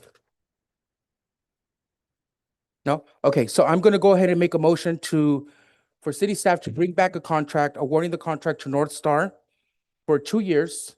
Obviously, check if it's something that we can still get for the same pricing based on the RFP. If we are able to get the same type of pricing, bring back the contract for 2-year contract with a 30-day right to terminate. And that's pretty much it. That Second. is my motion. And I'll second And I that. got a second. City Clerk, can we get roll call, please? We have a motion to adopt item number 7 as amended. Motion made by Mayor Damian, second by Councilmember Avila. Councilmember Avila, Yes. Councilmember Estrada, Yes. Councilmember Lozano, Yes. Mayor Pro Tem Ayala, No.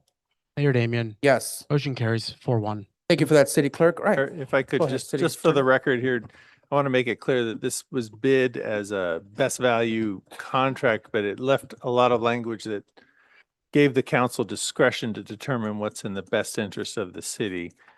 So ultimately, it's a recommendation to the council. The council then gets to make the final decision. It also specifically says that the council reserves the right to award a contract to multiple contractors or to a single contractor or to make no award. So in this case, they've decided to award a 2-year contract based on the same terms, assuming the contractor is willing to that, agree to those terms, then we would come back at the next council meeting with an agreement to that contractor. Perfect. Thank you for that, City Attorney. All right, moving on now to item number 10. That's a public hearing. Appeal of Planning Commission Resolution PC 2605 denying conditional use permit CUP 26-02 for an ABC Type 21 license for Happy Market. It is recommended that the City Council conduct a public hearing. Do you have a presentation? Oh, yes. Yes, go ahead. Sorry. Hi, good evening, Honorable Mayor, Mayor Pro Tem, and City Council.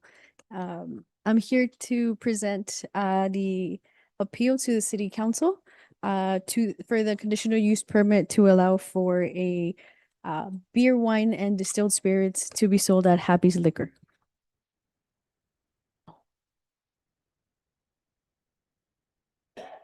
Next slide. Next slide. So as you can see in the PowerPoint, the location of Happy Liquor is located at 13810 Los Angeles Street. Next slide. And it is within our commercial neighborhood commercial zone, as you can see in the highlighted portion. And it's surrounded by multifamily housing and single family housing. Next slide. This is just a street view of the project site at its current conditions. Next slide. This is a site layout of the parking and layout of the Happy Market. Next slide. The parts in red are representative of how the alcohol will be located. Towards the front part is where they have alcohol, beer, and wine, and where they might have distilled spirits. Next slide.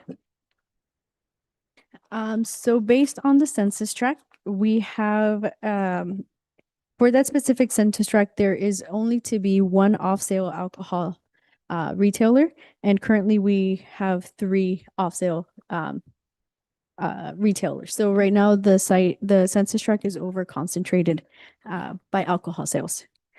Next slide. As you can see, Happy Market is the one in green. Next to it is Waltz Liquor, which they sell beer, wine, and distilled spirit. Happy Liquor currently has an alcohol license to sell beer and wine. Circle K also has a beer and wine license. Next slide. So the project was taken to Planning Commission on June 24th to approve the denial of the off-sale beer and wine and distilled spirits due to the over-concentration. Next slide.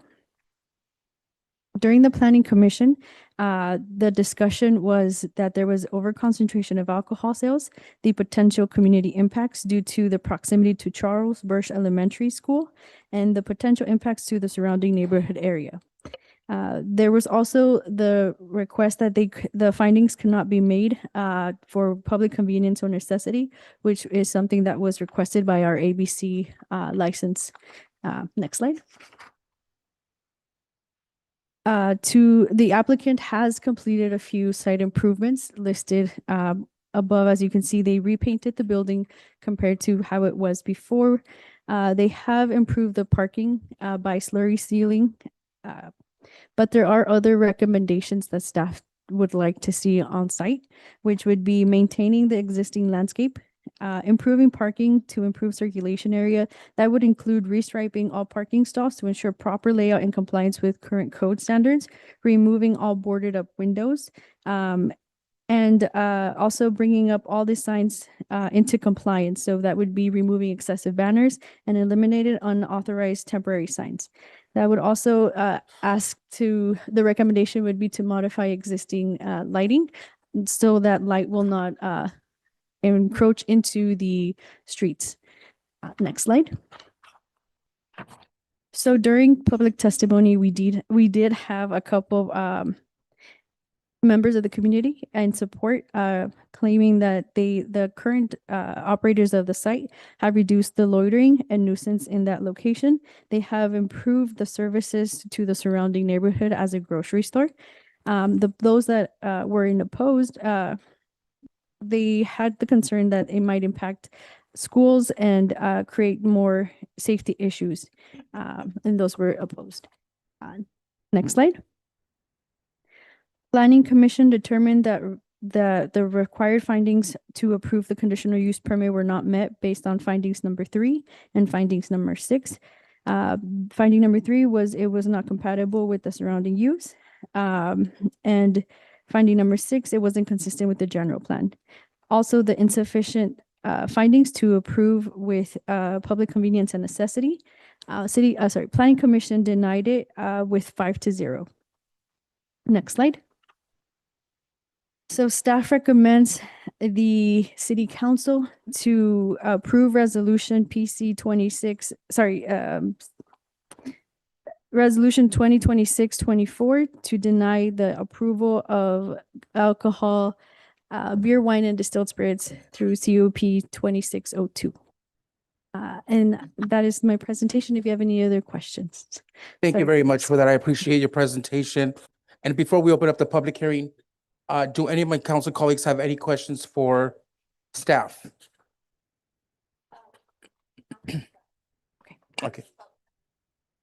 I'm so sorry. Can you remind me your name again? Oh, sorry. My name's Yadira and I'm the assistant planner. Edira? Yadira. Yadira. Thank Okay, you, well, Yadira. nice to meet you, Yadira, and thank you for the presentation. Make sure I write your name. I don't want to forget it. So Yadira, so basically you stated that the planning commission denied this, and that was based on staff's recommendation at the time as well, correct? Yes, correct. And that's because they do not meet is it because of the overconcentration Correct. of type? Okay. And ABC requires us to provide a finding saying that there's a need for public necessity or convenience in order for us to fill out a section in the ABC form. Okay, And Planning Commission didn't feel comfortable making any conditions saying that they were meeting those requirements. So give me an example of what a need would be. I mean, if ABC requires a need, Mhm. well, I need to get I drunk. could say mean, a lot of stuff. I don't know what, I know. what type of need would this be? They didn't give us directions when we did reach out to them. They just said that the city or the governing body has to determine why the city would want another alcohol license in an already over concentrated census tract. So And over concentrated meaning because there's Waltz Liquor that sells both hard liquor and beer. And you've got Happy Market in the middle, who already sells beer and wine. Yes. And then Circle K, who sells beer and wine. Yes. I mean, alcohol is alcohol. It's already there. I mean, So this kind of dates back a long time. I think they used to be more strongly adhered to. I think nowadays it's if it is oversaturated, they look at a census tract. If it's oversaturated, the technical requirement is that you could still get one, but you have to get a finding of public convenience and necessity.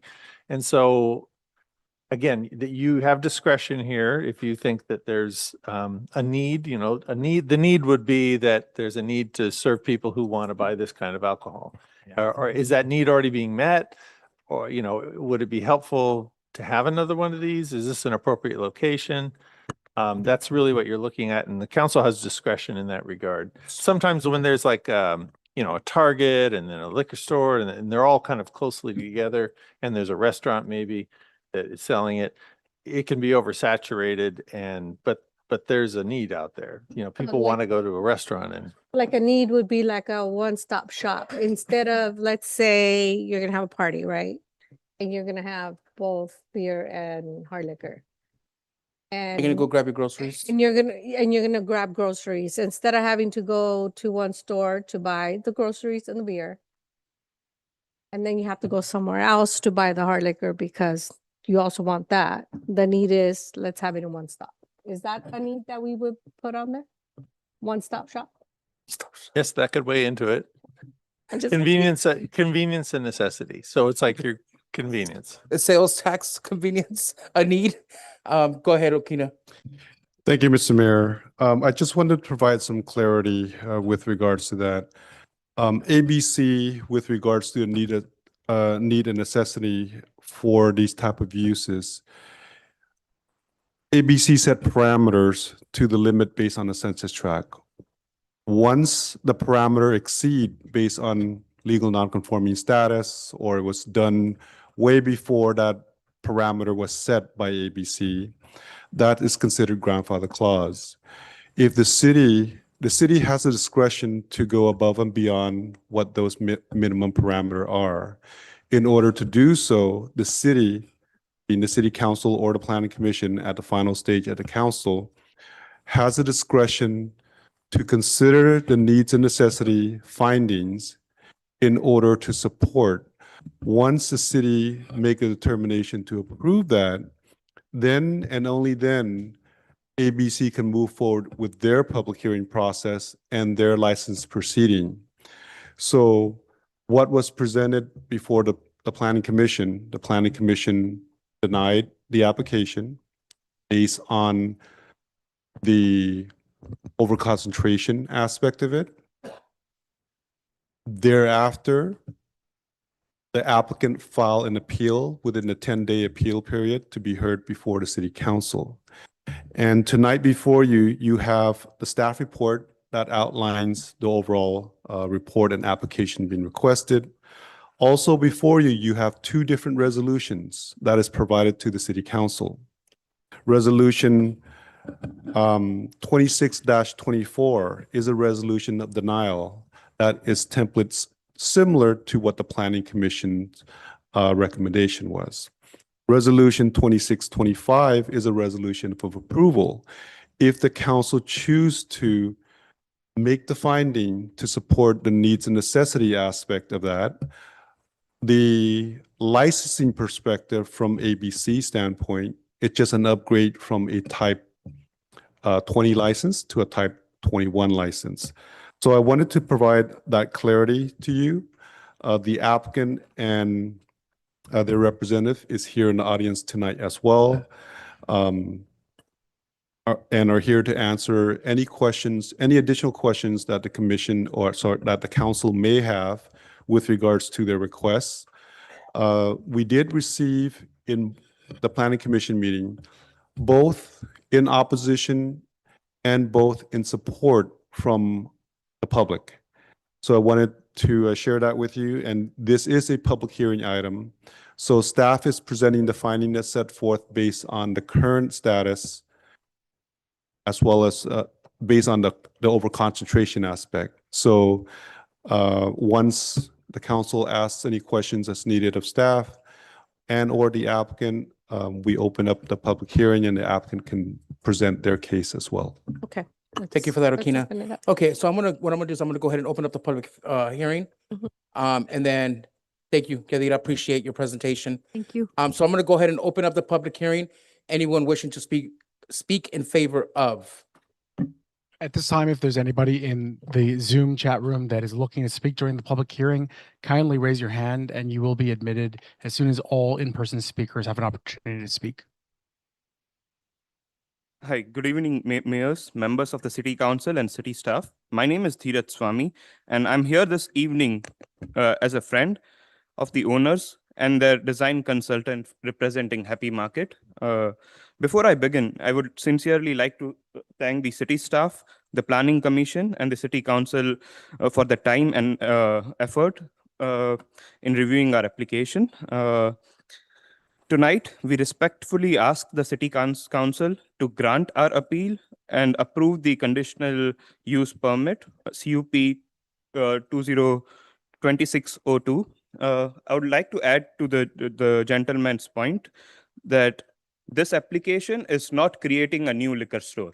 There are already 3 liquor stores, out of which only one sells distilled liquor, and other 2 are only allowed to sell beer and wine. So as of now, approval won't increase the concentration as is. It is just increasing options to the public of city of Balving Park. So that based on the approval, the total number of alcohol retailers in the census tract before and after will remain same. So that is the one thing I would like to bring. And also wanted to give you a clarity that APC requirement is need or necessity. It is not both. It is need or necessity. You could get the clarification from the staff. And we would like to say that I'll talk about public convenience first, which is necessary, which brings need, because we want to have convenience for our customers. Our customers already visit Happy Market to purchase groceries, beer, wine, beverages, and other daily necessities. And many of our customers, just for the fact that distilled liquor is not available, we lose on good sales tax. And they end up going, next time they go outside city, specifically Sam's Club, which is not in the city, and we lose the sales tax to a neighboring city. So the request is by our customers. Many of our customers say they would have to drive somewhere else to purchase distilled liquor, and we just are here based on their request, going through the planning commission, going through the planning process and in front of you to help our customers, which is the which is our point. And necessity, approval would support a long-standing family-owned business, preserve local jobs, encourage continued investment. Like you see, before Happy Market took over this property, they have improved and invested a lot of money. It is a nice and clean family store, which offers savings to the community. And Excuse me, the 3 minutes have expired already. Thank you so much. Okay. No, I was just like to thank the thing, and I would be open for Just one questions. second. Are you their official speaker? Yes. Okay, so we can go ahead and continue the time. Let me just explain that so the public understands. They've been denied their application, so he has the burden of proof to establish, that this should be granted, and so time should be given to the applicant or their designated representative, sufficient time to make their case. And so I think maybe up to 12 minutes total, including the 3 that we've already used, just so that you can make your case. Yeah. Okay. Thank you so much. I'll continue. Thank you so much, gentlemen. I'll continue on the necessity part. Basically, we want to generate additional tax revenue to the city, allow our local residents to continue benefiting from competitive price, because since there's only one person selling distilled liquor in the census tract, we like to have competition. So due to the competition, people who want to buy hard liquor would have better prices or a choice.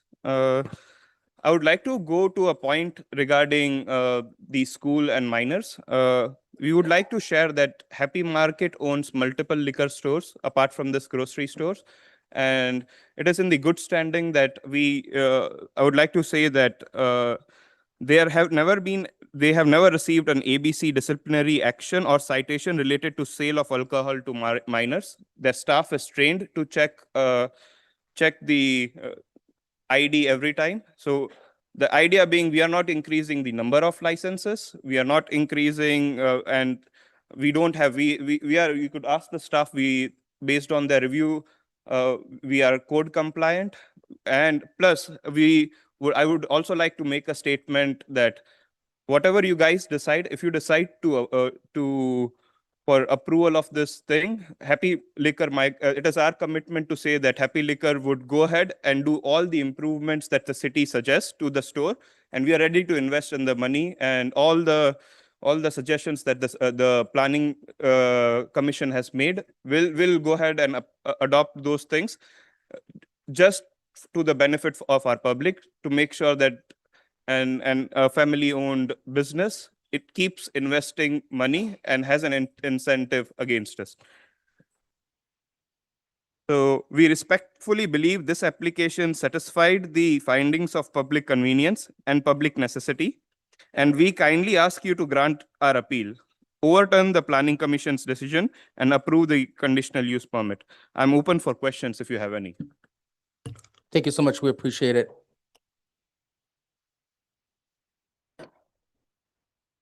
So does anyone have any questions for the applicant now? I don't. No. So just for clarification, you are agreeing to the storefront improvements that the Planning Commission has recommended? Yes. Okay. And then another question, if you were to obtain this, because you already sell beer there and wine there, right?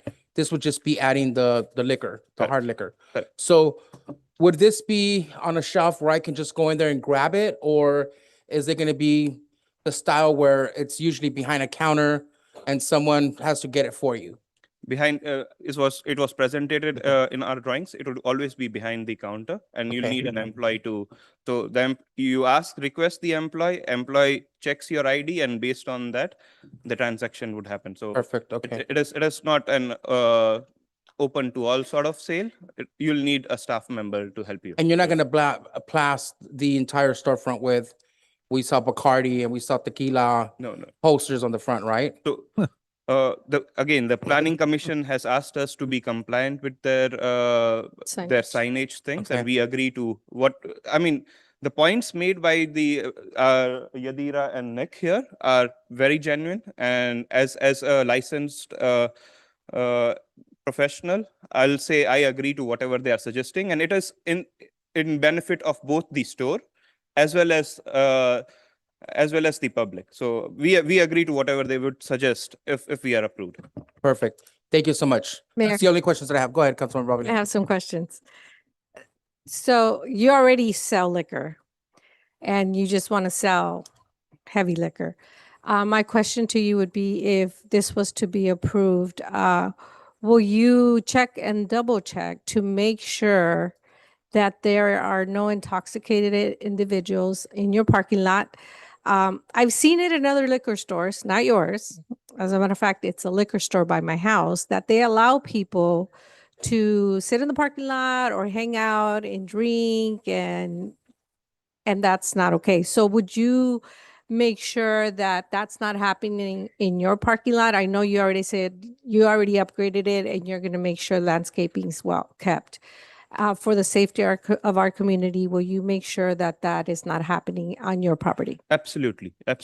And adding to that, if you ask our sheriff department, that store has never seen any citation or violation related to your concern. And that was my next question. And we'll keep on the good work. Basically, the store has cameras. We have active staff, and the fact that it is a family-run business, Right. they have their reputation behind it, and the owners themselves are behind the counter. So if something happens, they have a liquor license to renew next year, right? They don't want a citation. So it is in their incentive to keep it safe and sound for the community. And I would like to just also mention that before and after state, like after Happy Market took over, the store has improved. Like me, looking at it is one of the few stores that I've seen which is not a big market brand, but they still operate. It is well organized, well lit, all those things. Like you go there, they have amazing hot food there. So it is public convenience, and we want to make it as a true one-stop shop. So your residents are not driving. It is, in the end, it's a commercial zone. That entire zone is a concentrated commercial zone, and we want your residents to have choice. Yeah. So those are our arguments. And it's important that our community feels safe, because I know sometimes parents will send, a 10 or 11-year-old to the market to get, a can of tomato sauce or what have you, because you're a market. I just want to make sure that the children or any adult for that matter, anybody in the community will encounter an individual outside in your parking lot drinking or doing whatever it is that they do once they have a few drinks. So I just want to make sure that that will continue because I know it is safe already. I want to make sure that that will continue in your property. Absolutely. And I'll make sure they say yes, not me. Can you guys say yes? Loud and clear? You'll get a chance. Okay. Wait, you'll have an opportunity. We'll have the comment, we'll have you come up in a little bit. That was all my comments. Thank Thank you. you for that, Councilman Bravila. Anyone else have any questions for the applicant? No? Okay, thank you very much. Appreciate that. Thank you. So now we're gonna go ahead and open it up for anyone speaking in favor of. Go ahead, sir. No, you'll be the second one. This is all new for me. My name is George, okay? George Torres. I live right there. I've been there since 1980, okay? I'm old. You know, like he said, these people improved the store. I seen that store, 3 different managers make it, you know? But this guy, he remodeled, he changed it. He's doing all right. I watched that thing. I live in that alley with my mom. You know, I'm the caregiver there. I run the show there. I run it. No one's going to what she said, no one's going to do that. Sit there and drink beer. No. You know, you pick up your stuff and you go cash your check and go on. So I'm here for that, for them to give them that moral support, and I normally don't do this. I don't, but you know what? I work for Waltz Liquor. Waltz Liquor is down the street. I was there for them, and all he wants is do a better living, a better life. Who does it? Who doesn't want a better life, right? And plus, their prices are cheaper. We don't talk about prices. Prices we don't talk about. We always go look where the cheaper price is, where you could get a better deal, a loaf of bread, a gallon of milk, a dozen of eggs, bacon, something like that. We go there, right? These guys are all right. A box of cereal, something cheap, like we do, some Tide, some bleach, some Gain, something good, bar soap, even the meat department they got. The meat department is great, you get a good price. So they want to expand. So I've been there for a long time, and in favor, I don't want to throw no one in the bus, but someone does know me here, and I don't want to mention no names, but I'm just trying to defend the community because I've been in Baldwin Park forever, here since I grew up, seriously, I've been here forever, man, dude. And yeah, but these guys are brand new, and they did a lot of good stuff, and I'm proud of them. I'm proud. I'm really proud. I'm proud, man, because they want to move up and do good things, and they motivate me, and they help me. I help them. They take care of me. I take care of them. We got our backs, but there ain't not going to be no drinking in the parking lot, getting loaded, picking up trash and 20-pack, nothing like that. They're cool. From this, I'll just pass it over to my next neighbor right here, right here, this one right here. Thank you for that. Hi. Thank you for letting me speak. Sit down, George. My name is Lydia. I live on Jerry Avenue, which is 5 houses down from the parking lot of Happy's Market. I am at that store every day for something. I call it my mini Walmart. You need it, they have it, except alcohol. So, like you said, Ms. Avila, why have to go to a couple places to get what you need when you could get everything in one store? But one of my biggest compliments I have for this market is I've seen several owners go through that building, and nobody, but them, with the help of the city, Baldwin Park Police, have gotten rid of the homeless, the baloney, the gangbangers, I feel safe walking to that market now. And I've been walking there a long time. So I really feel they deserve it. They're responsible, they're respectful, they sell pizza and wings, they have it all. But impressive enough, like I said, I go in that store and I see people walk in there. They know everybody by their first name. Who does that? You know, good, even the little kids, they know their name. I'm like, good people for the community, good prices. I'm very happy with them. Thank you. Thank you. All right, next speaker. Good evening. My name is Robert Sandoval. I'm also here in support of these gentlemen. Since they did take over, they have made improvements to the property. Like these folks said, they are very competitive in their pricing, and it would be very helpful to just stop there and not have to go somewhere else. Thank you very much. They keep beating you. You need to scoot up to the front. My name is Rick. I'm here in support of Happy's Market. Great place. I mean, I walk there. I live a few blocks away and walk there with my grandchildren. Feel safe all the time. Walk in, walk out. Whatever you need, they got it, man. And we need choices. And this is a great choice. And I have stopped going to the other markets because I have a better choice. And that's why I go there. I mean, it's the truth. You know, you go where you want to be, feel welcome, and you want to feel like, okay, I made a good deal here. I'll be back tomorrow. And I am there every day. So people's concern about, is it safe out there? Very safe. I wouldn't walk with my grandchildren there if I didn't feel safe. But I drive, I walk there, and I'm in support, man. We got to help these guys because it looks nice out there. If you guys pass by, it looks nice, really nice. You know, so I know it's close to the elementary school, but ain't nothing happening there and nothing negative. It's all good. So in support. Thank you for that.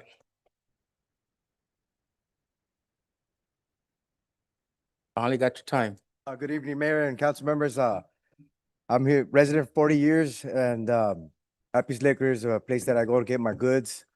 And there's no other place I go because it's safe. They fixed it up nice. I mean, I've been here a long time. I've never seen this guy before, though.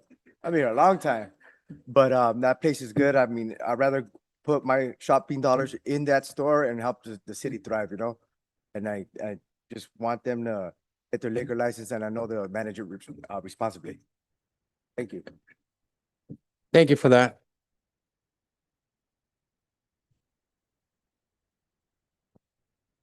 Buenas tardes. ¿Puedo hablar en español? Ok, buenas tardes. Mi nombre es Juan Zapata. Gracias por la oportunidad de permitirme hablar. Yo quisiera comentar algo sobre esta marqueta en especial. Hace un par de meses atrás no se veía de la manera como se ve ahora. En lo personal, yo lo puedo decir por mí. Muchas gracias por la petición, ya sea que la decisión sea sí o no. De todas maneras, muchas gracias por la oportunidad. En el caso mío y mi esposa, es una marqueta que nosotros usamos para nuestra casa, y al mismo tiempo que nosotros compramos ahí, el ambiente ha cambiado. Alguien mencionaba, me parece que la señora Alejandra mencionaba, sobre lo que muchas veces puede ocurrir en algún estacionamiento. No lo he visto al día de hoy en lo que ellos están corriendo esta marqueta. Añadido a eso, yo puedo decir la calidad de los productos en esta marqueta, el ambiente es un ambiente más limpio, es más seguro, y hoy por hoy yo puedo decir es una de las marquetas favoritas, no solo para mí, para mi esposa, sino también para mis hijos. Los productos son seguros, los productos son muy frescos, el ambiente es seguro. Así que muchas gracias por la oportunidad. Mi nombre es Juan Zapata. Independientemente de cuál sea la decisión, yo creo que de todas maneras es una gran oportunidad. Yo conozco mucho las personas, los dueños, las personas que están ahí, y realmente te sientes de una manera segura. Y nuevamente, independientemente de cuál sea la decisión, muchas gracias por la oportunidad. Mi nombre es Juan Zapata. Gracias. Good evening. My name is Juan Zapata, and I want to thank you for the opportunity. I am here to address something about this market. You know, I've never seen, I mean, the difference in the last couple of months, 2 months ago, from what it used to look to what it looks now is just unbelievable. I want to thank you for the opportunity. You know, my wife and I, we continually use this market, go to this market to purchase whatever we need. So do my children. It's got a great environment, and things have a very good quality, good products at good pricing. And it's a good place, like one of the council persons have said, there's not issues with the parking lot. It looks very clean. There's high quality involved, and the environment is clean and safe. It's the best market for me and for my children. I want to thank you for the opportunity once again, and independently on what your decision might be, this is a great opportunity for me to address you in regards to this issue. I know the owners, and they're very good people. Thank you. Thank you very much.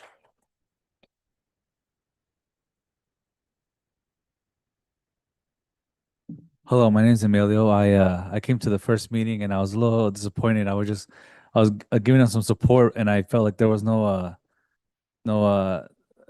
discussion really, and they weren't taking really much of the stuff that we were saying into consideration. So I really appreciate you guys kind of listening and giving your feedback. But yeah, like many have said, that store was kind of pretty bad before these guys showed up. I actually never really, I stopped there a few times, but it was pretty bad. And there was people in the parking lot, like, homeless or drunks or drug addicts and stuff like that. And these guys have really cleaned it up. And I really appreciate that. And like Alejandro said, I would like to go to a place, get some wings, some meat, and, select a liquor or some beer, and they just one-stop shop and go home and you're good. I really don't go to the other liquor store right there. I feel it's kind of a little unsafe. It's right by the street and stuff like that. So I like going inside a place and having options. And I think it's just a one-stop shop. So I'm in support of it. Thank you. How many more are here to speak in support of it? Raise your hands. Oh, wow. Okay. So seeing that you guys have all support, are you guys okay with us taking up the discussion so we can make our decision on this? Or do you guys all want to come in and speak? I'm going to give you guys the option. Well, I could elaborate really fast, just like really. Is there anyone that's opposing the project? Anyone opposing it? Raise your hand. Oh, wow. Nobody, huh? Okay, go ahead. You can go ahead and speak. Okay, so hi, my name is Darlene. I'm a Ballin Park resident of 42 years. I literally Happy's Market, which was also known as Blanquita, has been my store to go. I've seen many owners, and I just want to elaborate on everyone who's already spoken. I have the same feedback. They have really cleaned up the place. Even inside, they turned it around. Aside from that, they do know everyone by their first name. They make it very welcoming, and they have good pizza. My children love their pizza. They're tuned in to my kids. My kids are road runners, Ballin Park High School players. He's always saying pizza, I'll donate pizza to them. He's looking into sponsoring right now because they're looking for them. He wants to be involved with the city. Aside from that, I just want them to be recognized that I'm a nurse and I work long hours. They close at 10. And just last week, I was running late. They have pizza and they have wings, and my kids like them. I always have children at my house. They literally stood open for me. I called in the order, and thinking they were going to have the doors shut, they waited a whole half an hour, and I only spent less than like $40 there. And I just wanted them to be recognized, not only for the liquor license. I do not drink beer, but when I do drink alcohol. The liquor store next to them is very pricey. So even if I went there, I'd have to go to like Food for Less or anything. So I'm in agreement with the one-stop whole situation, and I support them on getting their liquor license. Thank you very much. Thank you. Appreciate the feedback. Can I say one more last thing? Look at, as simple as you give it to them, you could just take it away, just like that. Thank you, sir. Yeah. Next speaker. Take it away right away. Close it. Hello. Can you guys hear me? Yes. Okay, so before we begin, good afternoon, Mayor. Good afternoon, City Council. My name is Derek Perez. I'm a 22-year-old business owner. I own a mental health practice with over 26 employees, helping 55 families with behavior reduction and individualized behavior support plans for children and adults with autism. And I'm here today because I'm in support of Happy's Market.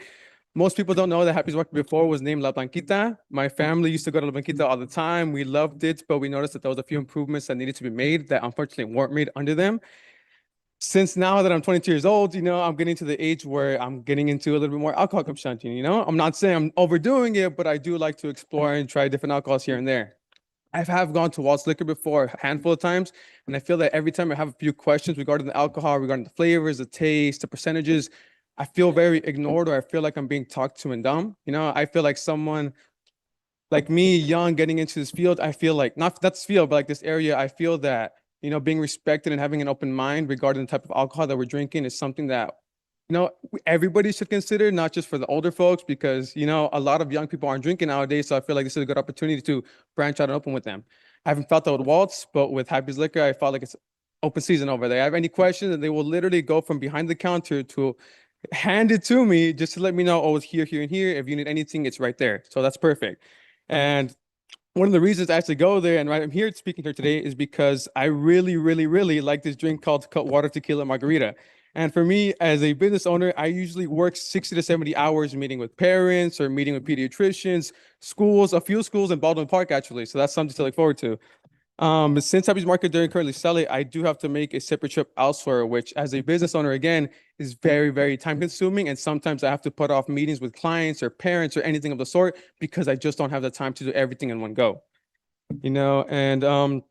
Like I said, the employees are always patient, respectful, and happy to help. Whether I'm asking about a product or trying to find something in the store, every interaction I've had there has always been positive. At the end of the day, Happy's Market is the business where I feel most comfortable shopping. They invested in improving the store from before, which is greatly noticeable for people who haven't been there that often. It is noticeable for the people that have. They treat customers with respect, and they become a valuable resource for my family and many others in the community. And a second note to add, my fiance and my dog both really like the wings over there. So that's something that not a lot of the stores can actually do. There's not a lot of opportunities where you actually have a place where you can find food, you can find your alcohol, and you can find any other sort of necessity in a one-stop shop. I feel like adding that to them would really benefit them, and not just them. I'm sure there's many people like me who are probably in the younger perspective that are trying to get into this scene and don't really feel comfortable with a lot of shops. I feel like this is a great opportunity right here. So I'm going to leave it at that. Thank you so much. And I hope you really consider my consideration for their approval. Have a good night. Thank you. Thank you. Have a good night.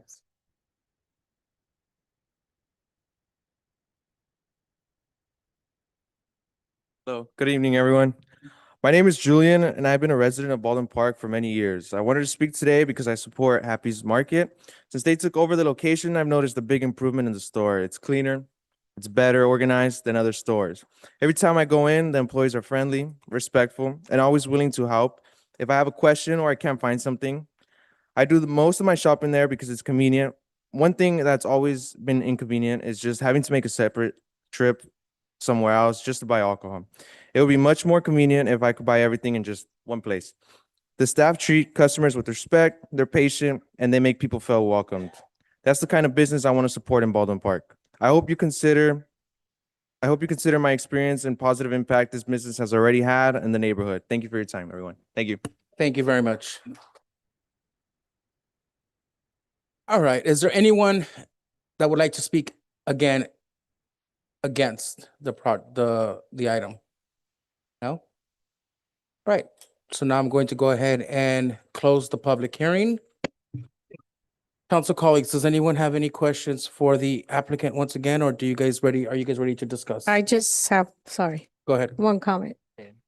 It just seems like the name Happy really fits with the residents around the area. Everybody seems really happy. Sorry about So- that, council member. I forgot. City clerk, do we have anybody on Zoom? For the record, no, there is nobody on Zoom looking to speak. Thank you for that. Thank you for that, Deputy City Clerk. Go ahead, Councilor Bobby. That's all. I was just focused on everybody came up so happy, so positive. It just goes perfect with the name of your store, of your market. I just wanted to say that. Thank you, Councilmember Avila. Councilmember Estrada?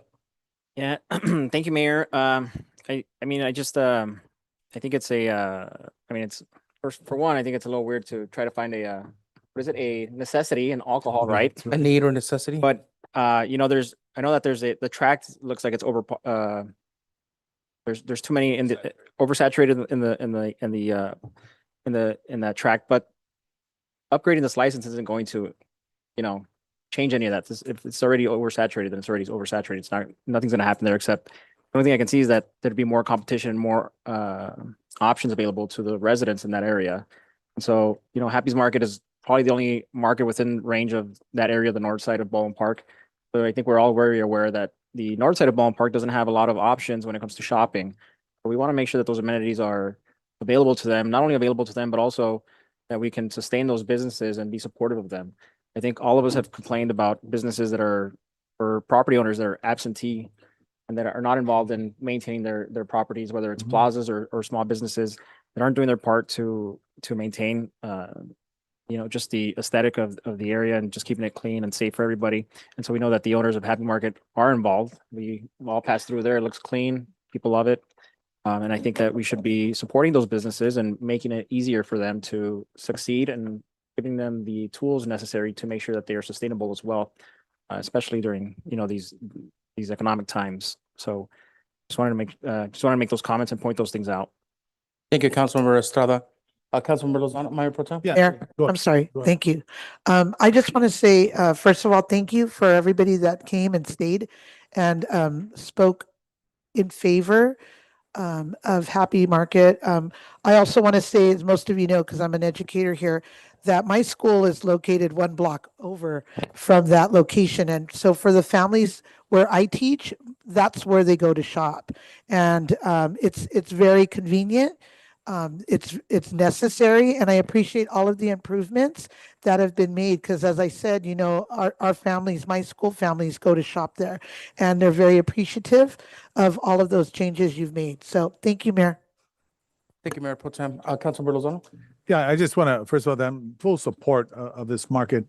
It's a historical market because it's a landmark, you could almost say. It's been there for years. I've been a resident of Baldwin Park since 1979, and I'm certain that store, I'm not certain what year it was built there, but it's probably has to at least maybe close, if not to 70 years. So I just want to thank all the residents that came out here. And of course, if we give this permit, we need to be responsible. And I know that this market will carry on and respect the community at the same time and make cognizant decisions when you sell the actual alcohol itself. Thank you. Thank you, Councilmember Lozano. Are the owners here, Mr. Both right here. Things? Yes. Can you raise your hands? Oh, there you are. Well, first, I just want to say, you know what, thank you very much, because I have noticed the huge improvement there in the storefront since you guys took over. You know, we all knew it, and sometimes I still call it La Blanquita, right? But, you know, we know it's Happy Market. You can see the improvements there. And of course, I respect the Planning Commission's recommendation to reject it. You know, they're doing their due diligence as well. To me, it's not like we're approving a whole new license. You already sell alcohol. It's just a different type of alcohol that you're going to be selling there. I'm going to be honest with you. I've never seen so much overwhelming support for something like this from our community. And that speaks volume. That speaks that you are committed to this community. And I think it would be, I don't want to say stupid of us, but just, I don't think it would be in our best interest not to want to work in partnership and collaboration with our small business owners. Because at the end of the day, you know, we want to make sure that we have that great working relationship. I don't have a doubt that you're going to abuse this license. I'm expecting for you to be respectful with it. The fact that you're going to have it in the back counter and that you've already agreed to make all the storefront improvements, it speaks to your commitment to not only to your store and your customers, but to our community as well. So for that, I want to thank you. I do want to thank you because I do see the difference there. Those are the only comments that I have. Does anyone want to entertain a motion? I will make a motion. Second. What is your motion? My motion is to allow them to, we're going to overturn the Planning Commission's decision. Is that correct? Is that the proper way? And go ahead and grant them their license. And that would involve the approval of Resolution 2026-025. Yeah. Yes, that's my motion. Second. So we have a first and a second. City Clerk, can we get roll call, please? We have a motion to adopt item number 10, resolution 2026-025. Motion made by Mayor Pro Tem Ayala, second by Councilmember Avila. Councilmember Avila, Yes. Councilmember Estrada, Yes. Councilmember Lozano, Yes. Mayor Pro Tem Ayala, Yes. Mayor Damian. Yes. Motion carries 5-0. Thank you for that, City Clerk. Congratulations. Thank you. Congratulations. Thank you, thank you. Thank you so much. Congratulations. And thank you. Please keep up the great work there in that area. I have to go try that pizza and wings now. But Yeah, Martin Park, Need to same go. here. We're gonna try that pizza Martin out. Park is good place too. Thank you. Thank you, guys. Have a good night. Thank you. Congratulations. All right, we're gonna be moving on. Council colleagues, I'm gonna go ahead and make a motion to bring back reports of officers, item number 11. Awesome. I'll second. Okay, we got a first, City Clerk. We got a first and a second to move item number 11 to the next meeting. We have a motion to table item number 11. Motion made by Mayor Damian. Yeah, thank you. Second made by Councilmember Lozano. Correct. Councilmember Avila. Councilmember Estrada. Yes. Councilmember Lozano. Yes. Mayor Pro Tem Ayala. Yes. Mayor Damian. Yes. Motion carries 5-0. Thank you for that, City Clerk. All right, I'm gonna go ahead and go down to City Council. There's none. Council, City Council, City Clerk, City Treasurer, staff requests and communications. I'm gonna make mine quick. Mayor Damian seeks consensus of the City Council to direct staff to coordinate and complete a no-cost energy audit of city facilities to identify opportunities to improve energy efficiency, reduce utility cost, and evaluate aging or inefficient equipment for potential replacement or upgrades. The audit should identify available rebates, incentives, and grant funding opportunities. So, colleagues, what I'm asking for is consensus for the city to look out for an audit of our current infrastructure with our solar. I've had conversations with Manny, and I've asked Manny, do we even know how much we're generating from these solar panels that we currently have? Because I see the warrants and demands, and I still see high electric bills to Edison, and none of us have any clue. So I think that it would be to our best interest to evaluate that, Agree. bring something back, see if there's something that we can get incentives or rebates for that will not only improve our current infrastructure, but maybe add something where it's going to bring us back some cost savings. Can I get council consensus to direct staff? I will second. Perfect. All right, so we got council consensus direction to bring something back. Perfect. Thank you for that. And then I want to make this really quick because I know it's late and we've had an early start this morning at Kaiser. But I cannot go the night without reading this brief thing that I wrote. I want to say that I'm very proud to recognize our Director of Recreation and Community Services, Maria Moreno, for being selected by the Consulate General of Mexico as its Orgullo Mexicano del Mes on Thursday, July 30th. I really wanted to be there. I couldn't. I had a training already, but I'm doing this because I was not there. This prestigious recognition honors Maria's outstanding leadership, her over 3 decades of dedicated service, and the positive impact she continues to make in the lives of Baldwin Park residents. Through her hard work, compassion, and commitment, Maria has helped strengthen our community and has become an example of what true public service looks like. Maria's story also reminds us of the tremendous contributions immigrants make to our communities and to this country. Immigrants bring talent, strength, culture, determination, and leadership. Maria represents the very best of those values, and her accomplishments bring great pride not only to the Mexican community, but to all of us here in Baldwin Park. I would also like to thank our councilmember, Emmanuel Estrada, for recommending Maria to the Mexican consulate and for helping ensure that her hard work and dedication receive the recognition that they deserve.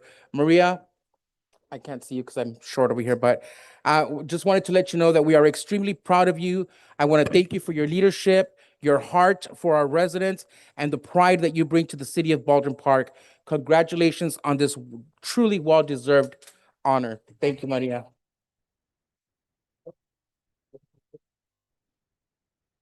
Thank you very much. Thank you. And then I just want to remind everyone, tomorrow is the last concert at the park. Join us. It's going to be a lot of people, a lot of fun.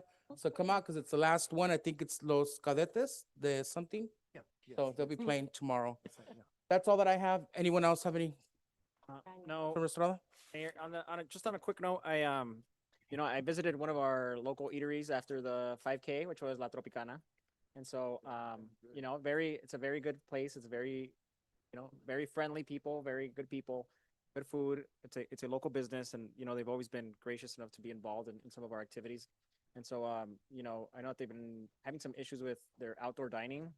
So I wanted to see if we can come up with something not only for them, but for businesses and local. We have a lot of, we struggle to have eateries, and so we want to make sure that the eateries that we do have and the local businesses that we do have, that we're supporting them, that we're giving them opportunities and figuring out how we can not only elevate them, but give them opportunities to bring in more people.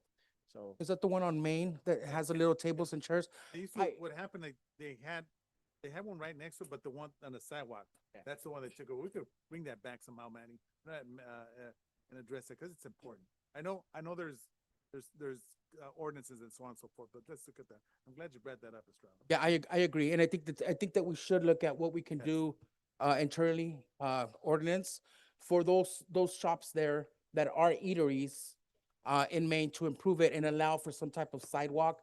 Obviously, we want to make sure that there's enough room for pedestrians and wheelchairs and ADA access to still pass through there. But let's give them the ability to be able to also serve outside. And that'll help us kind of start to bring those businesses from Maine outside. So I'm in full support of that, Councilmember Estrada. Sure, yeah, you could send them my way and we'll assist. Perfect. So you got that phone? Right. Anyone else have anything to add? No? Nobody? All right. So if no one has anything else to add, I will make a motion to adjourn at 9:34 PM. Can I get a second? 34. Third, fourth, fifth, we're adjourned. Good night, everyone.